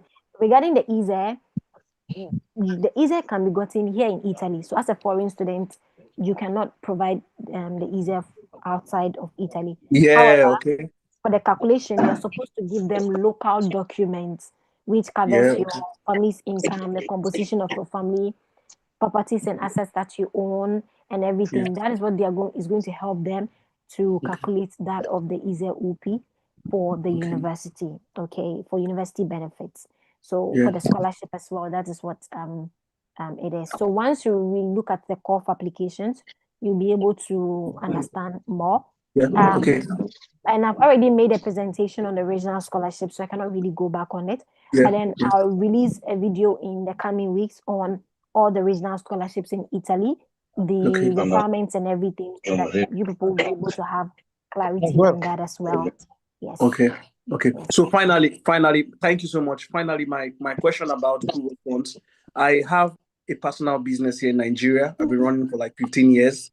So, and last time I checked, for the past 6 months, I've been able to have a cash flow of almost 14,000 euros.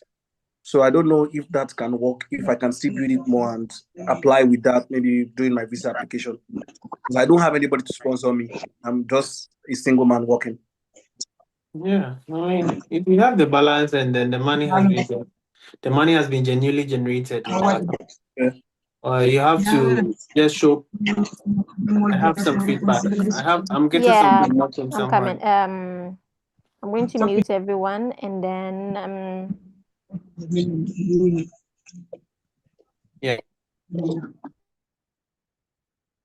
Okay, so now Audrey, you can mute. Then, Gio, you can also unmute. Yeah, so what you just have to do is to make sure you add the documents Okay. to prove the job that you are doing, all the documents, especially with the taxes that you've been paying. So you need to get your tax clearance certificate, your business Yeah. registered. You are in Nigeria, right? Yeah, my business is registered and I've been running for like 15 years now. You need your CAC and everything, and then your tax clearance certificates. And then if your business indeed, like I'm saying, there are no huge sums of money deposited anyhow with no trace of it, with no definition, with no meaning, then you just have to study. I would always tell you, do not just look through, study your bank statements and see that everything is okay. Understand it before you make the application, and you are good to go. Yeah. Thank you so much. Thank you. I appreciate it. Thank you. Thank you so much. Yeah, thank you, Roya, and God bless you. You're most welcome. You're most welcome. Amen. Okay, so we're going to go to Fatima. Fatima is almost getting to midnight at our end. So please, when I call you, come up, ask your question, and then I'm closing the session at 12 a.m. our time. We've exceeded the time limit, but Hello, this is good the evening. last, so we're going to go on. Fatima? Yes, good evening, Roya, and good Yes, evening. good evening. Good evening. Thank you for always sharing good updates. We appreciate you. Mr. Emmanuel, good evening. Good evening. Yeah, I've been admitted into University of Palermo, and my question is largely on the regional scholarship. Earlier, you were mentioning the documents needed to apply so that we could get the ISEE document, which you said will be gotten in Italy. And I understand that the closing date for that call is 22nd of next month. So my question, document, how do we get them submitted before that time? Because I mean, the process. I'm from Nigeria. Before we would apply here and everything, I don't think that's 22nd. I don't think we can meet up with that. Or do we need to submit this document later after the closing date of the 22nd for this regional scholarship? How? I don't know. I don't just get. Okay, so That I've is already made a video guide on Palermo, and then for Palermo, they've given you their contacts for you to reach out to them if you have questions and everything. So first of all, get that of the details of your family for the year that they require. And then from Nigeria, try reaching out to, I know the Lazio region, that of the Nigerian embassy does. I don't know for Palermo if they do help with the legalization. Then reach out to that of the Nigerian embassy in Rome. Ask them, tell them, give them the details. You're going to Palermo, you're applying for the regional scholarship, and then you want to find out from them if they can legalize the document for you. So you need to first of all provide the details, okay? So look at the format. That of the formats given by Lazio Disco can guide you on how to draft your own.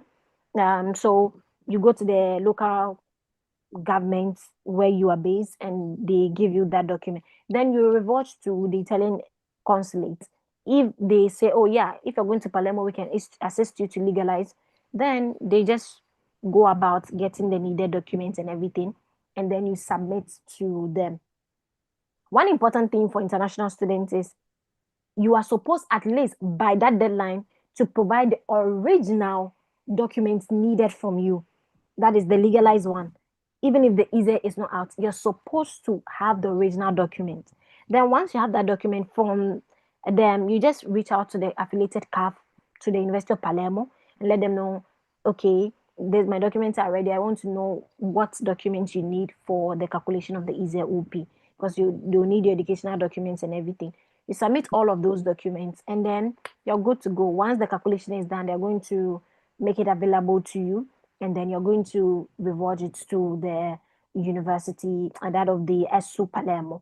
And then also, once you get the documents from the consulate, or the original document that you're even going to get from your local authority, if you go to the ersu Palermo portal, there is a section where you upload that particular document. As long as it shows in the system that you uploaded it before the deadline, it helps you a bit as compared to you don't upload anything and then the deadline reaches. Okay, so read the call for applications from ersu Palermo, reach out to them, keep emailing them, reach out to the CAF, and then keep let them take you along as you go through the process.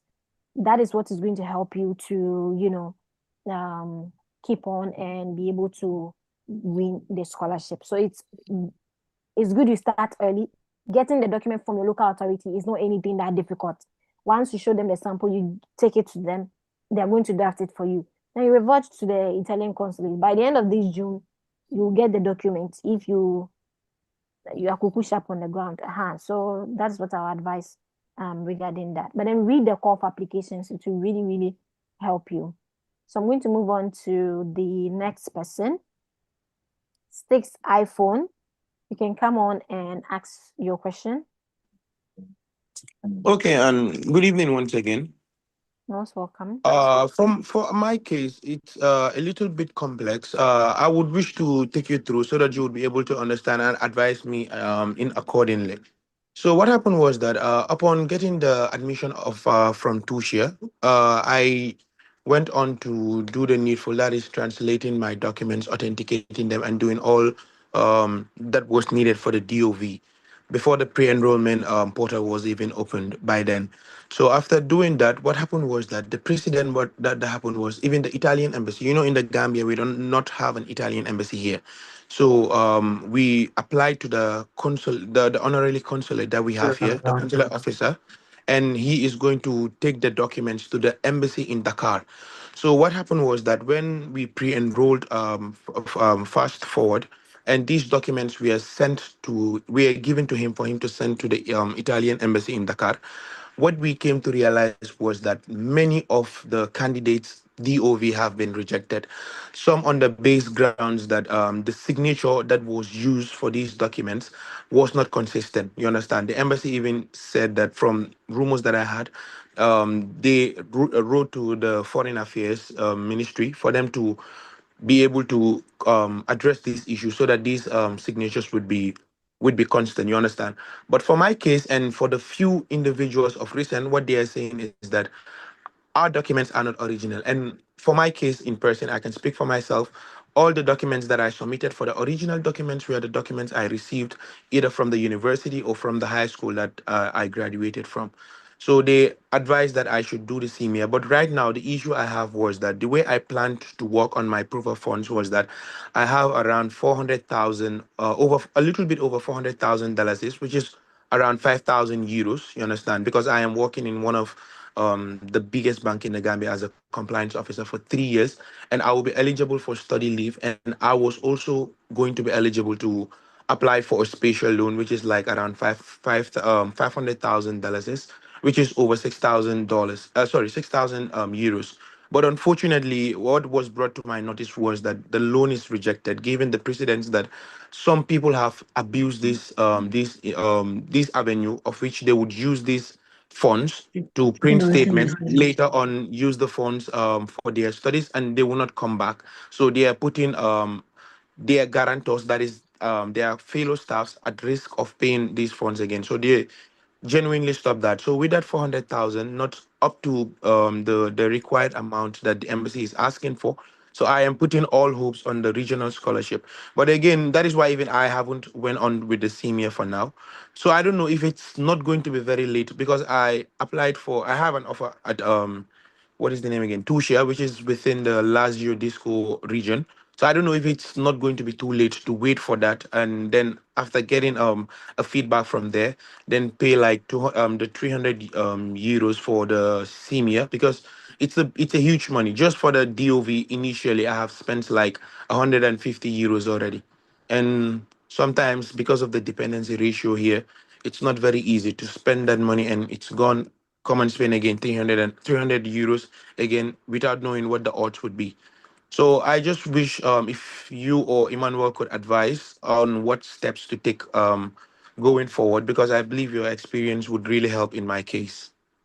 Well, for me, what I would say is quite unfortunate. Sorry about your situation regarding the fact that you can no longer apply for the loan available at your that of the bank and everything. However, I would advise that you wait until the next intake, because if you don't have the required funds and you cannot actually use regional scholarships for visa application, Lazio the announcements for those who have won the scholarship, that is the provisional ranking is going to be out somewhere in October.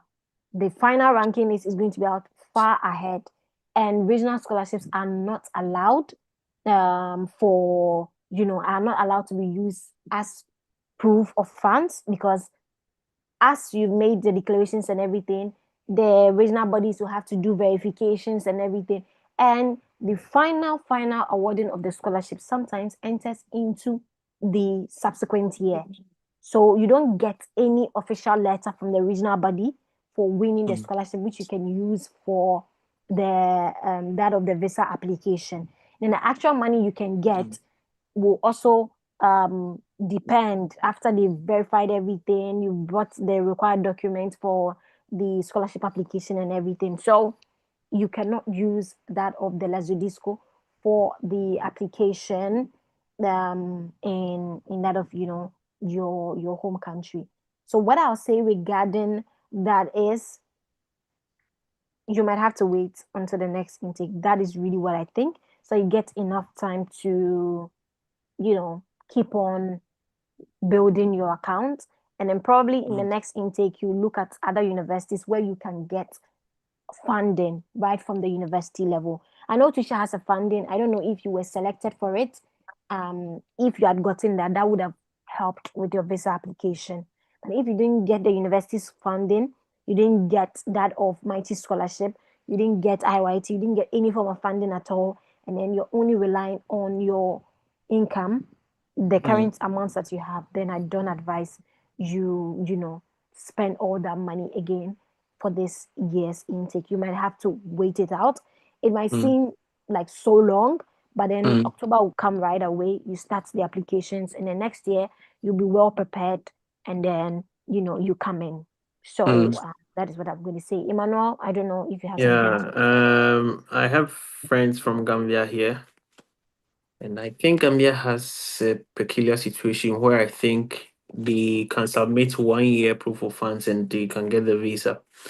So I heard you said you have 5,000 euros equivalent in dollars, right? Yeah, exactly. I have that already on my account, I and it has would been there for long. I would prefer that you get a little, maybe 2,000 euros to get the 7,000 that is needed, and then put in the application. I don't know how you reach out to me, but I'll speak to my friend, my closest friend that I'm in the same class with today. Yeah, it's almost 12 a.m.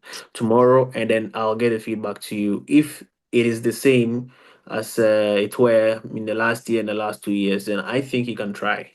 If it works, fine. If it doesn't, you go again, as answered. Yeah. So Okay, that so is what we. Okay. Yeah, Mr. Emmanuel, how could I reach out to you, please? Yes, I you guys can I am talk in the happy. chat. We are going on with the next candidates. I Emmanuel, am please drop your details so that they'll reach out to you. I would, but you see the eagerness he's using to get my number. With what he said, he was like, "Oh, okay, what?" Immediately he realized there is a chance. There is hope. I Okay. I I would, but I don't know how secured this I mean meeting is. So I didn't want to issue my number out. I didn't want to drop my You can number, leave your but email, so when they I reach you by left. email, Yeah, I've then you already put your left number. my email. Okay. I don't know if people are, let me send it again and see. Okay. So we're going to move next to Daniel. Name Gabe. I'm not quite sure, but then we're going to Daniel. Yes. Hello, madam. Hello. And hello, everyone. Yes, my question is about I've done my pre-enrollment at the University of L'Aquila, and for now my question was about just to know, apart from the MIH scholarship, if there is any other scholarship accepted as a proof of fund.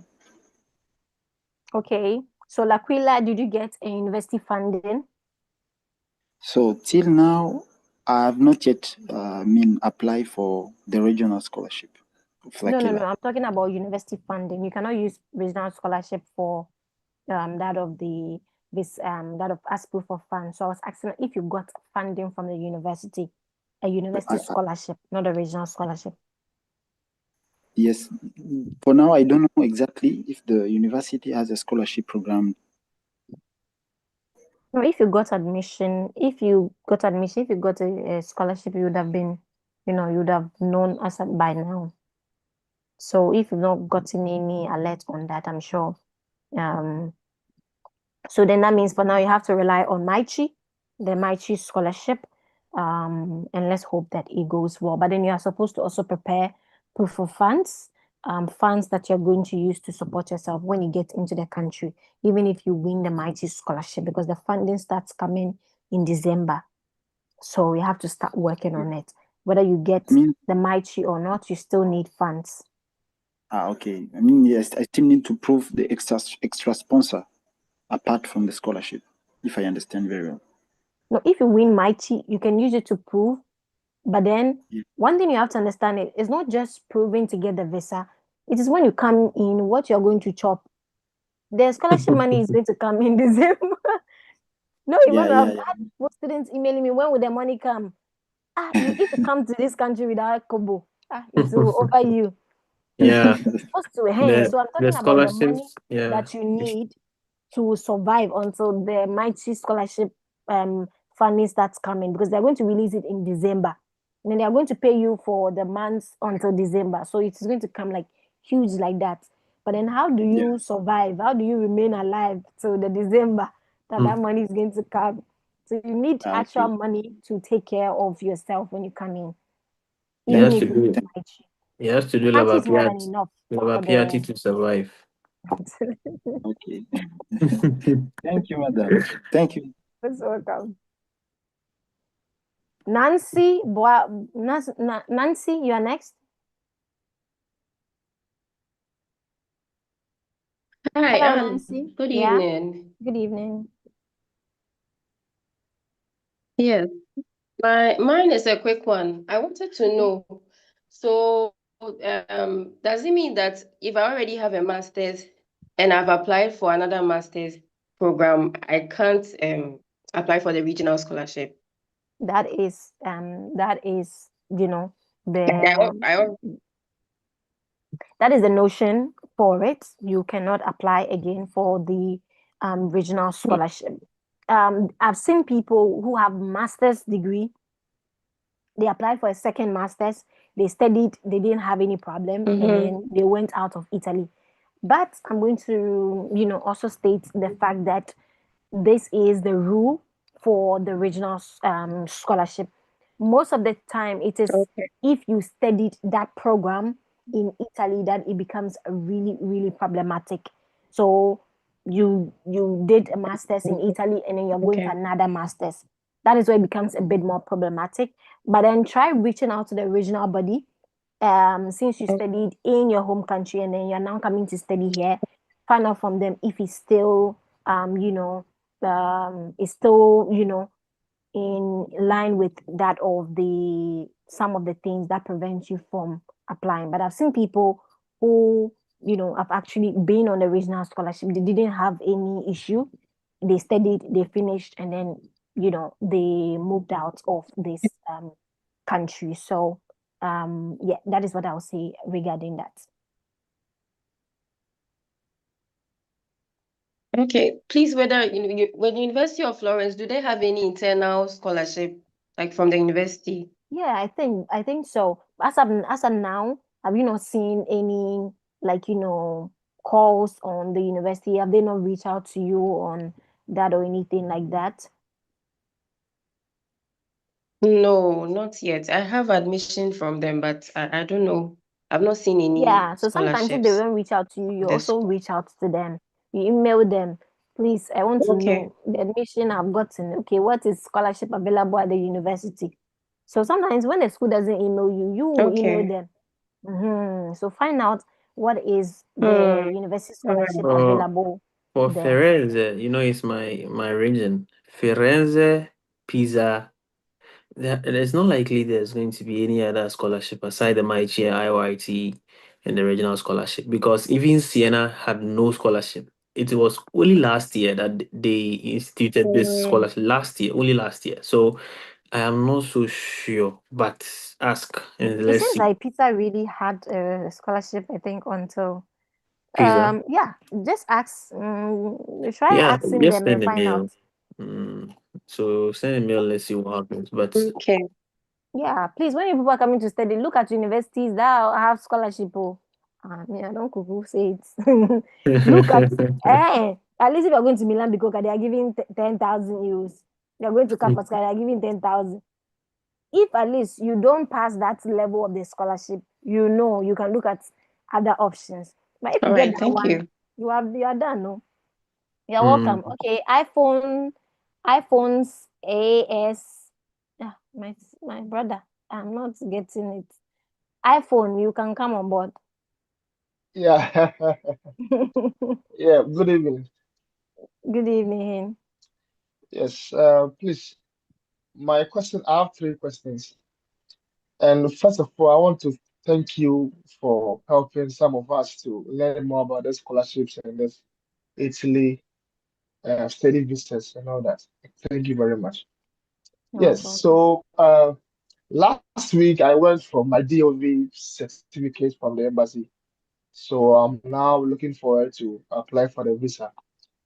And about the proof of funds, I work as a teacher in the public school SHS, and now I have a closing balance of a little over 10,000 euros. And I learned that I need 2 years. My master's is a 2 year program, and I was told that I need to have the 2 year balance.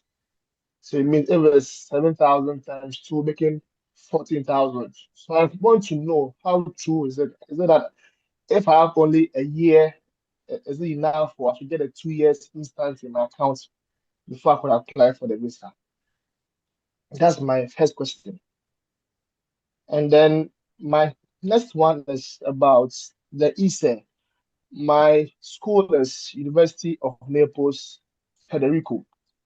And I want to know about the ISE documents and what are the documents I need to apply for the ISE.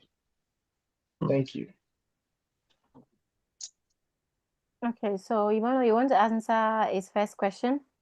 yeah, with his first question, I think I've said it over and over again. I heard you are a teacher in a public school, if I'm right, and you have been able to raise that amount. We all know that in teaching in a public school, and to get an amount of 10,000 euros at this moment, it's eyebrow raising. But you claim that you have that money. That is why I'm saying that. I mean, some things should follow some things. I mean, there should be some coherence in the documents that you are going to present to the visa officer. So if there is no coherence, then it's going to be a problem for you. So as a teacher and you have that amount, well, if it's generated out of your savings, your monthly salary and everything, that is fine. If it is from other side hustling, then that is fine. But then, in any case, 10,000 euros, I think is fine because it's more than 70% or so of the amount that you need. So, it is okay. It is good to go. It is good to you can make the application because it's just close to the 14,000 1 year plus. So that my only reservation is about the fact that how it got into your account. If they see that there are some gaps, there are some loopholes, it's a straight denial. But if everything is, I mean, good, then you are good to go. You can make the application. Okay, thank so I plan to add my employment letter and maybe 3 months payslip to it to apply. I mean, if you are making the application, definitely you are going to prove the source. And the proving of the source is the job that you are doing, the work that you are doing. So definitely you're going to add your pay slips and then your appointment letter from Ghana Education Service. For sure, you're going to do that. They are even going to see that it's coming from Controller and Accountant General Department. So yeah, they are paying everything. If they look at your bank statement, they may see some transactions to know that this person is indeed a teacher. So that's no problem. But I am saying because me personally also I was a teacher when I was in Ghana. So I know the system very Oh, well. okay. Yeah, I know Yeah. I was yeah, teacher. So I know the system very well. So for you to be able to get 10,000 euros at the moment as a teacher in Ghana, fine. Someone can get it. I don't know how, but yeah, someone can get it. It depends on the salary that you are taking. But if, like I'm saying, there are gaps, there are some huge sums of deposits in your bank account, and then you printed a statement for the visa application, there will be questions. Definitely, there are going to be questions. So, if everything is all right, then that is fine. That is the only thing I can say about your situation. Yeah. Yeah, Okay, Mr. so Oche, what was your about next question about? iPhone, if you have further questions, you yes, can, reach out to yes. him. I But have then what more. was your other Okay. question so that I'll answer that? Then we'll go to another person. Getting to The midnight, ISE. and tomorrow we have work to go to. Yeah. Yeah, So so my university is University of Naples, and I think they have the adisu Adisu scholarship. RC. Yeah. So and I've not seen the call of application yet for It's this not year. yet open. It should open in August.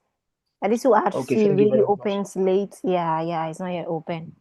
Yeah. Okay. So for that, I just want to prepare the documents I will need to apply for the ISE Check document my here last in year's Ghana. video on Adisu RC, okay, and then go and read the previous call for application last year. If you joined that of the session earlier as well, I presented some of the documents that you're supposed to work on that are needed.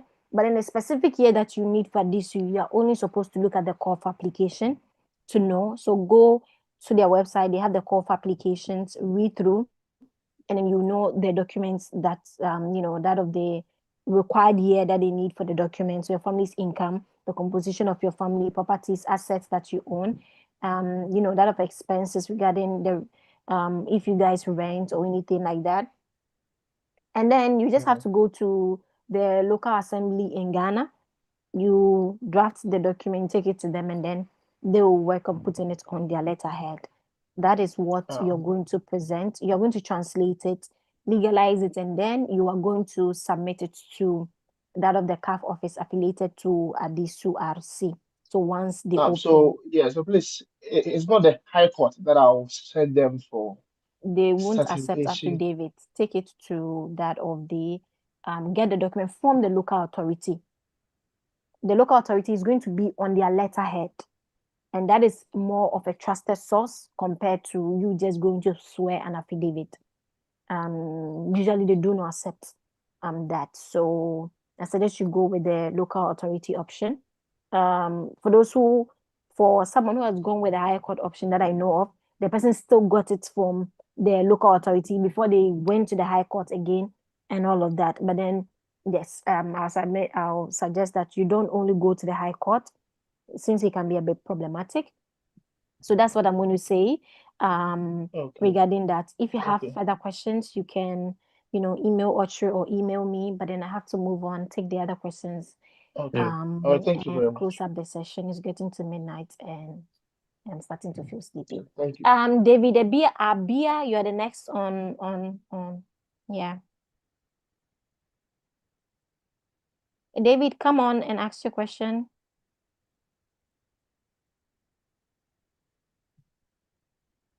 David is not ready, so okay. So Dr. Leonard, please come on board. Okay. We're going to go with Akoto patients. I'm here. Good evening, Anne. Good evening. Yes. My question is, thank you very much for this. My question is that, I don't know. I heard that my wife cannot sponsor me, but she has the money, she has the funds needed. Now I'm asking that the funds, we can prove the source and everything. I'm asking, sorry, please. if she sends. Can you hear me, please? Can you hear me, please? David, wait. I think Dr. Leonard is asking a question. My wife cannot sponsor me, but she has the money, she has. Leonard, can you Now I'm asking that. Yes, I'm here. The funds I'm we here. can prove the source and everything. Wait, who is the one I can speaking hear now? you. I'm not getting it. Can you hear me, please? Wait, let me mute everyone. Can you hear me, please? Wait. Okay. Who was speaking initially? It's me. It's me. Okay. Go on. All right. I said my wife has the funds, and if she sends the money to my account, and we have the proof of where the money came from, because her income actually can prove that she has up to about 12,000 euros in her account. So I don't know. Since she cannot sponsor me, can she move the money to my account and we prove where the money came from? Moving the money in your account. You are also working. Yes, I am working. Yeah. You see, with the embassy, their system, the bureaucracies work in such a way that they go according to the laws. They are saying that your spouse cannot sponsor you. Now, where is the money? The money is in your spouse's account. Now it gets into your account, fine. But the money is not yours. It was transferred from your wife. All right. So this is very delicate. I don't know. I have to just try sit down and process it before I can give my opinion. But so far, those that I've seen that have gotten their visas are that their wives or their husbands who were co-sponsors, means that they had generated some amount more than 1 year amount, which means that within the range of 8,000, 9,000 euros, and then the remaining were in the other spouse's account. You understand? But in your case, that everything is in your your wife's account, it becomes difficult because your wife can today tell you that I'm taking my money. I'm no more interested in the marriage again. What are you gonna do? You understand? So they take this into consideration. Italians just value your mom and dad. That is it.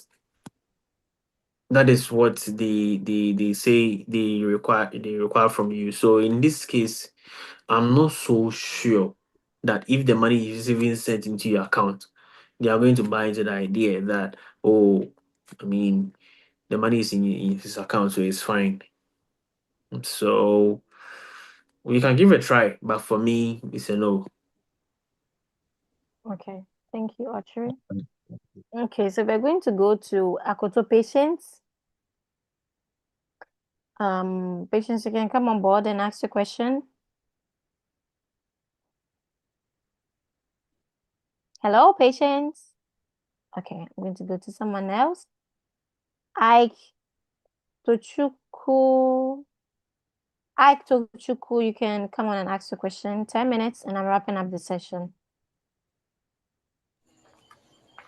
Okay. Good evening, everyone. Good evening. Good evening. Okay. Yeah, I got admitted into the University of Campania.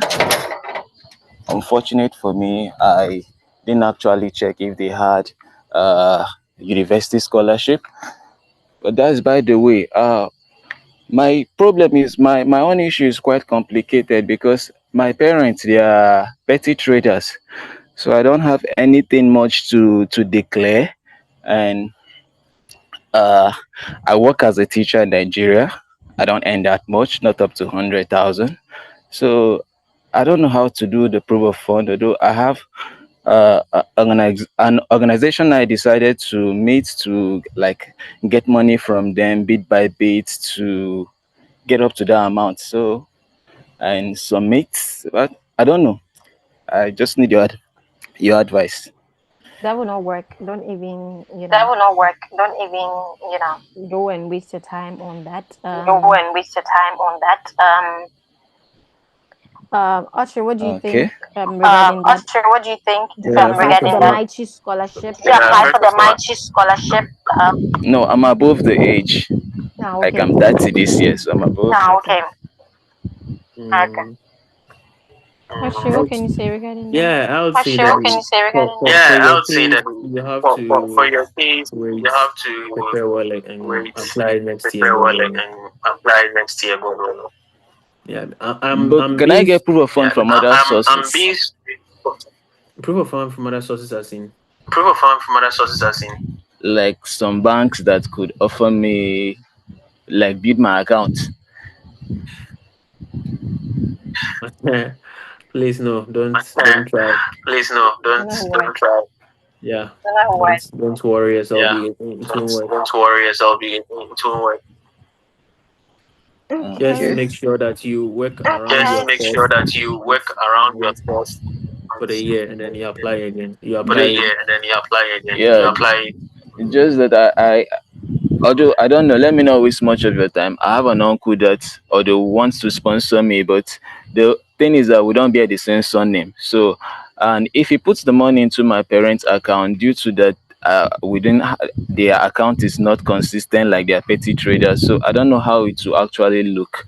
That's surname thing. I am in That's so many surname thing. Nigerian I am in Nigerian so many platforms, Nigerian and those platforms. managing those Yes. platforms are Those managing those platforms are great scholars. I mean, they are great scholars. great They've been in the scholars. I system for a mean, they very are long great time. scholars. They've been in the As we system for a very speak long now, time. Yes. As we the speak advice now, that they are going to give you the is that advice that they are going to give it's you is either your that parents are sponsoring you or it's yourself. either your parents are Now, sponsoring you or the yourself. embassies are Now, the strict with that. embassies are So my strict with uncle that. in the same Yes, So surname, my uncle is that's the what I same mean. surname. Like the uncle and puts the money into my dad's account. no, it's not going to work. We want to No, see it's not that going your to work. parents We are want to see strong that in the your parents finances. are strong in the finances.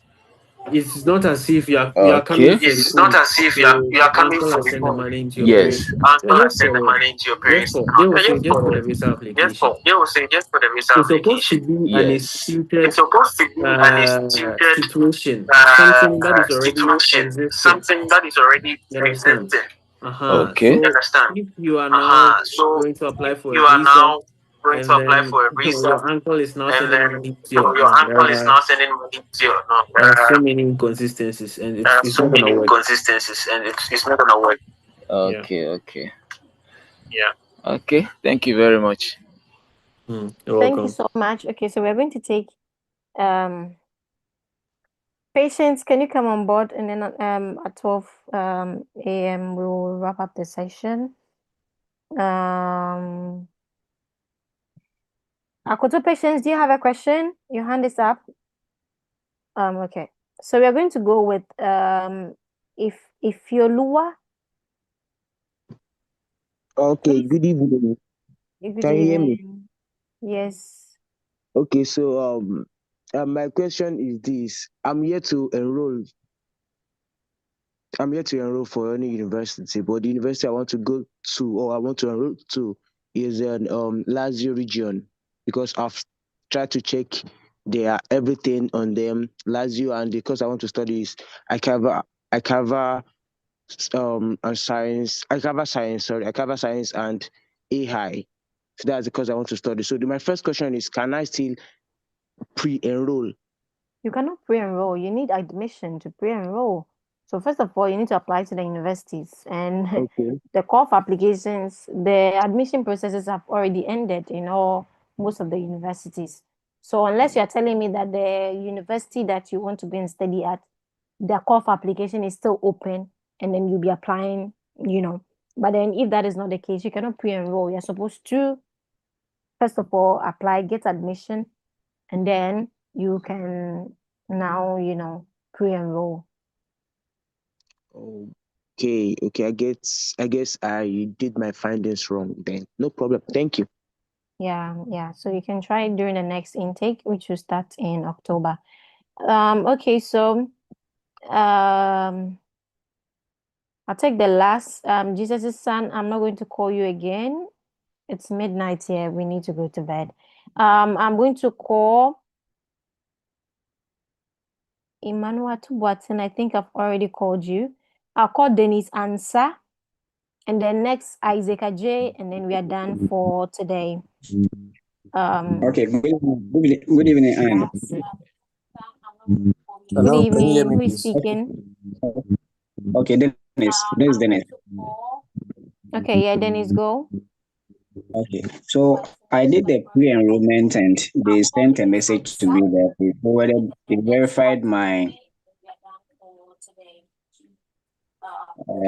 document and sent it to the embassy. So right now I'm yet to do my translation and creation of my certificate. So right now I want to find out, should I wait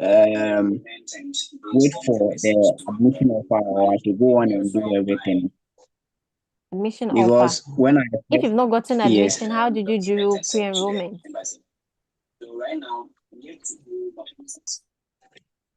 Okay, I just did it straight away because I emailed them and they said I qualified and I did the pre-enrollment and Yeah. I think I've sent the message.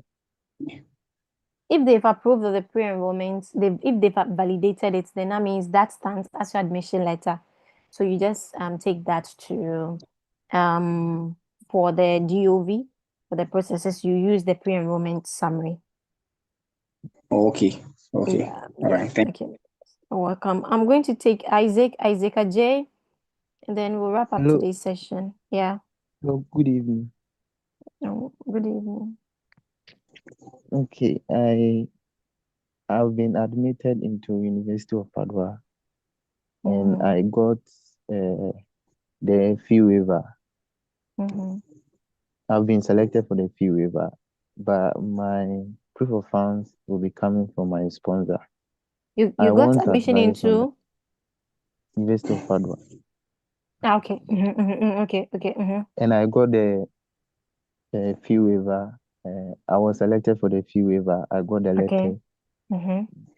But my parents can't sponsor my can't use their bank statements because they're not working. They're just farmers. So I would like to know if I can use a sponsor to back up my fee waiver because I didn't get any stipends or anything like that. Emmanuel. Archery is already asleep at this point. It's midnight. No, I am responding. I forgot I've muted myself. You see, here in Italy, virtually we don't pay school fees. Okay, because the fees are very small and we even call it regional tax. So we don't pay school fees technically. The main focus or the real deal here is about the accommodation and the feeding, in which we put them under one umbrella as living expenses.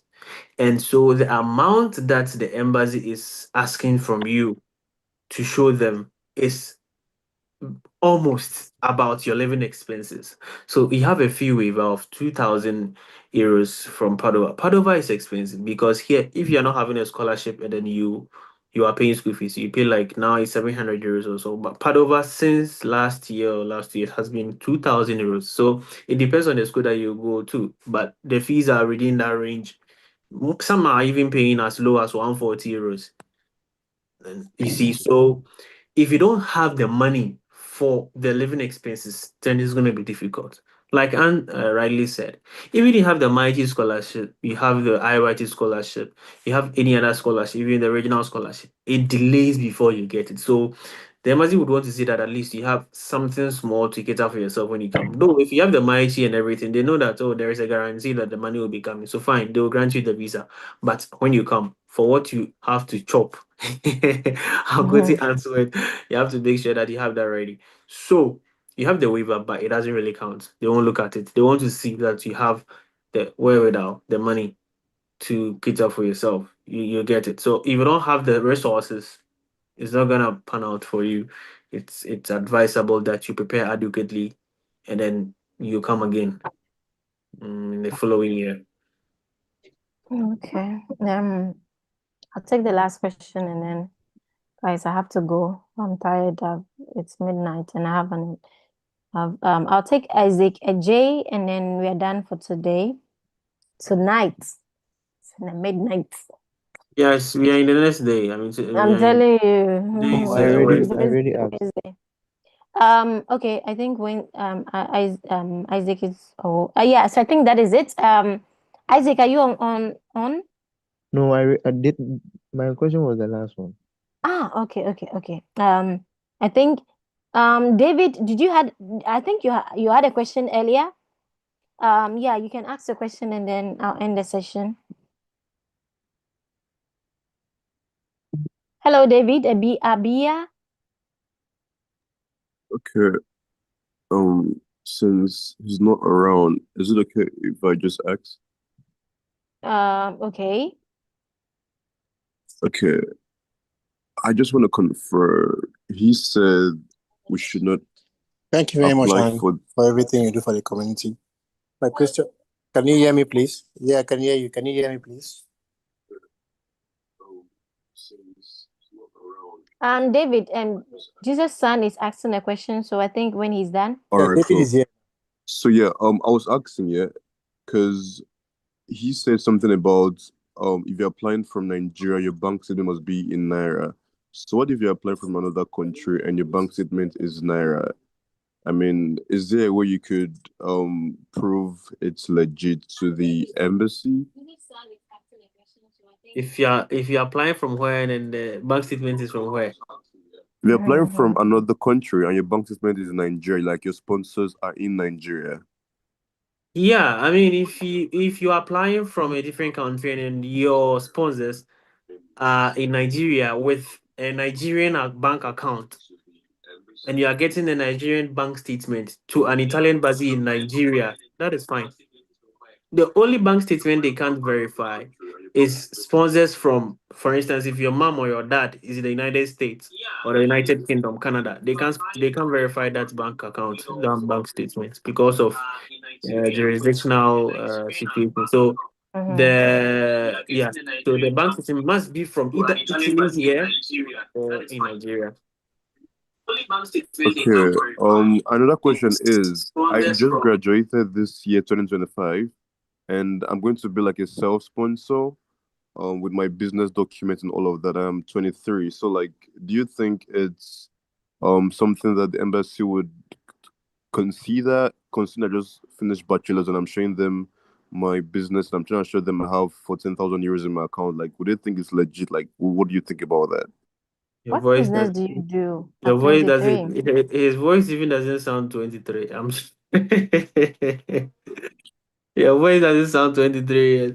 Well, I don't know the business you are into, but and the amount. What amount are we talking about here?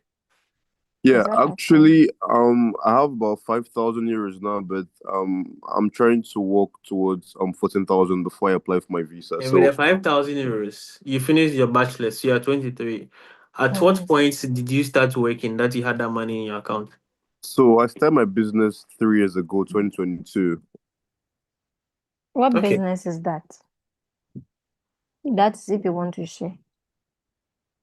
If not, actually, you can continue and answer the question. Yeah, perhaps you wouldn't want to share. That's fine. But the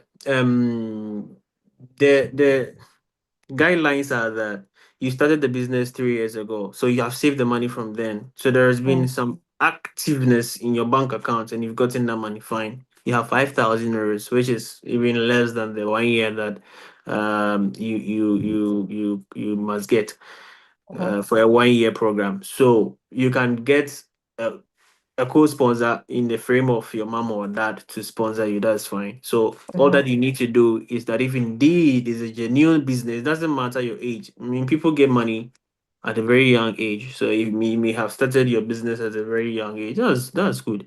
You can use it backed up with concrete evidence with the kind of whatever job that you are doing. You understand? You have to show paper documents because they can go to the extent of verifying. And so you get your mom or your dad to sponsor. If your mom or dad, they are not in Nigeria, they are somewhere, Now they can create an account in Nigeria, transfer the money into the account. Doesn't matter if the account is newly created. What they have to do is to add the bank account there where they are to it, because it will prove that indeed they are working there. And it's just because they can't verify the account. That is why they transfer the money into the account in Nigeria. And that is all. They just have to add their working documents and everything to it, and you're fine. Okay. Thank you, Audrey. Thank you, everyone. David, you asked the last question and then we are going to go. David Abia. Non c'è. Ok. Se non c'è, abbiamo finito. Sì. Thank you guys so much. Thank you so much. Is he coming or he's going? I don't know. Yes, David. David, are you asking the question? Yes, I am asking a question. Yeah, Thank please you, Anne, go for on. It's already midnight so that we can wrap up Sorry, the I session. won't take long because I know it's been a long day already. Thank you so much for what you do. I wanted to ask you a few questions. Number one, is this session recorded so that we can probably make reference to it for the Q&A session for those of us that missed? It is available on YouTube. We are streaming it live as of now, so you can get it there. Okay, so thank you. I will do that. Then secondly, it was regarding to, I tried doing some application today and I was being referred to do some assessment on University of Verona portal. I am having difficulties, hence why I'm asking if there is any way I could go about it. You are now applying like for university application? Yes. Okay. Are you an international student? Are you outside Italy? I am in Nigeria currently, but I was asked to go and register first for SPID, get SPID before going to the portal to see how I can be able to apply. No, you don't need SPID as an international student, but then the period for applications are already over in Italy, unless you're telling me you're applying for PhD. Even at Kafascari, PhD period is already over. No, it's for MSc. I'm for MSc. No, the period is already over.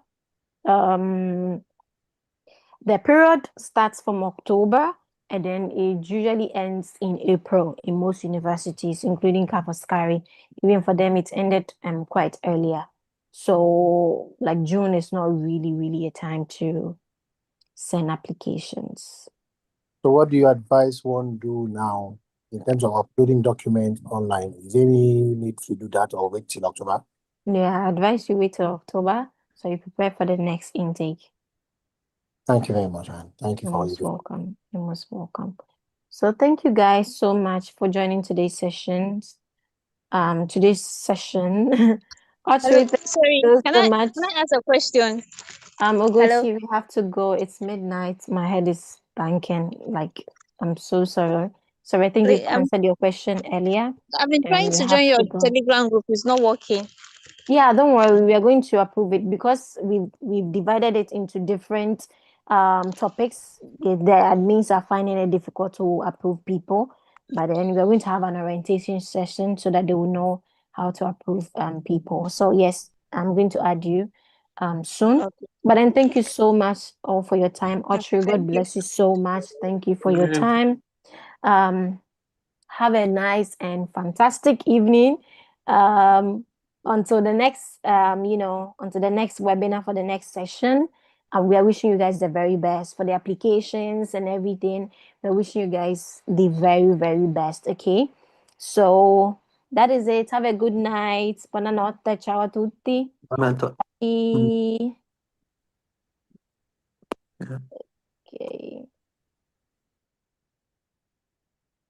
I'm going to end.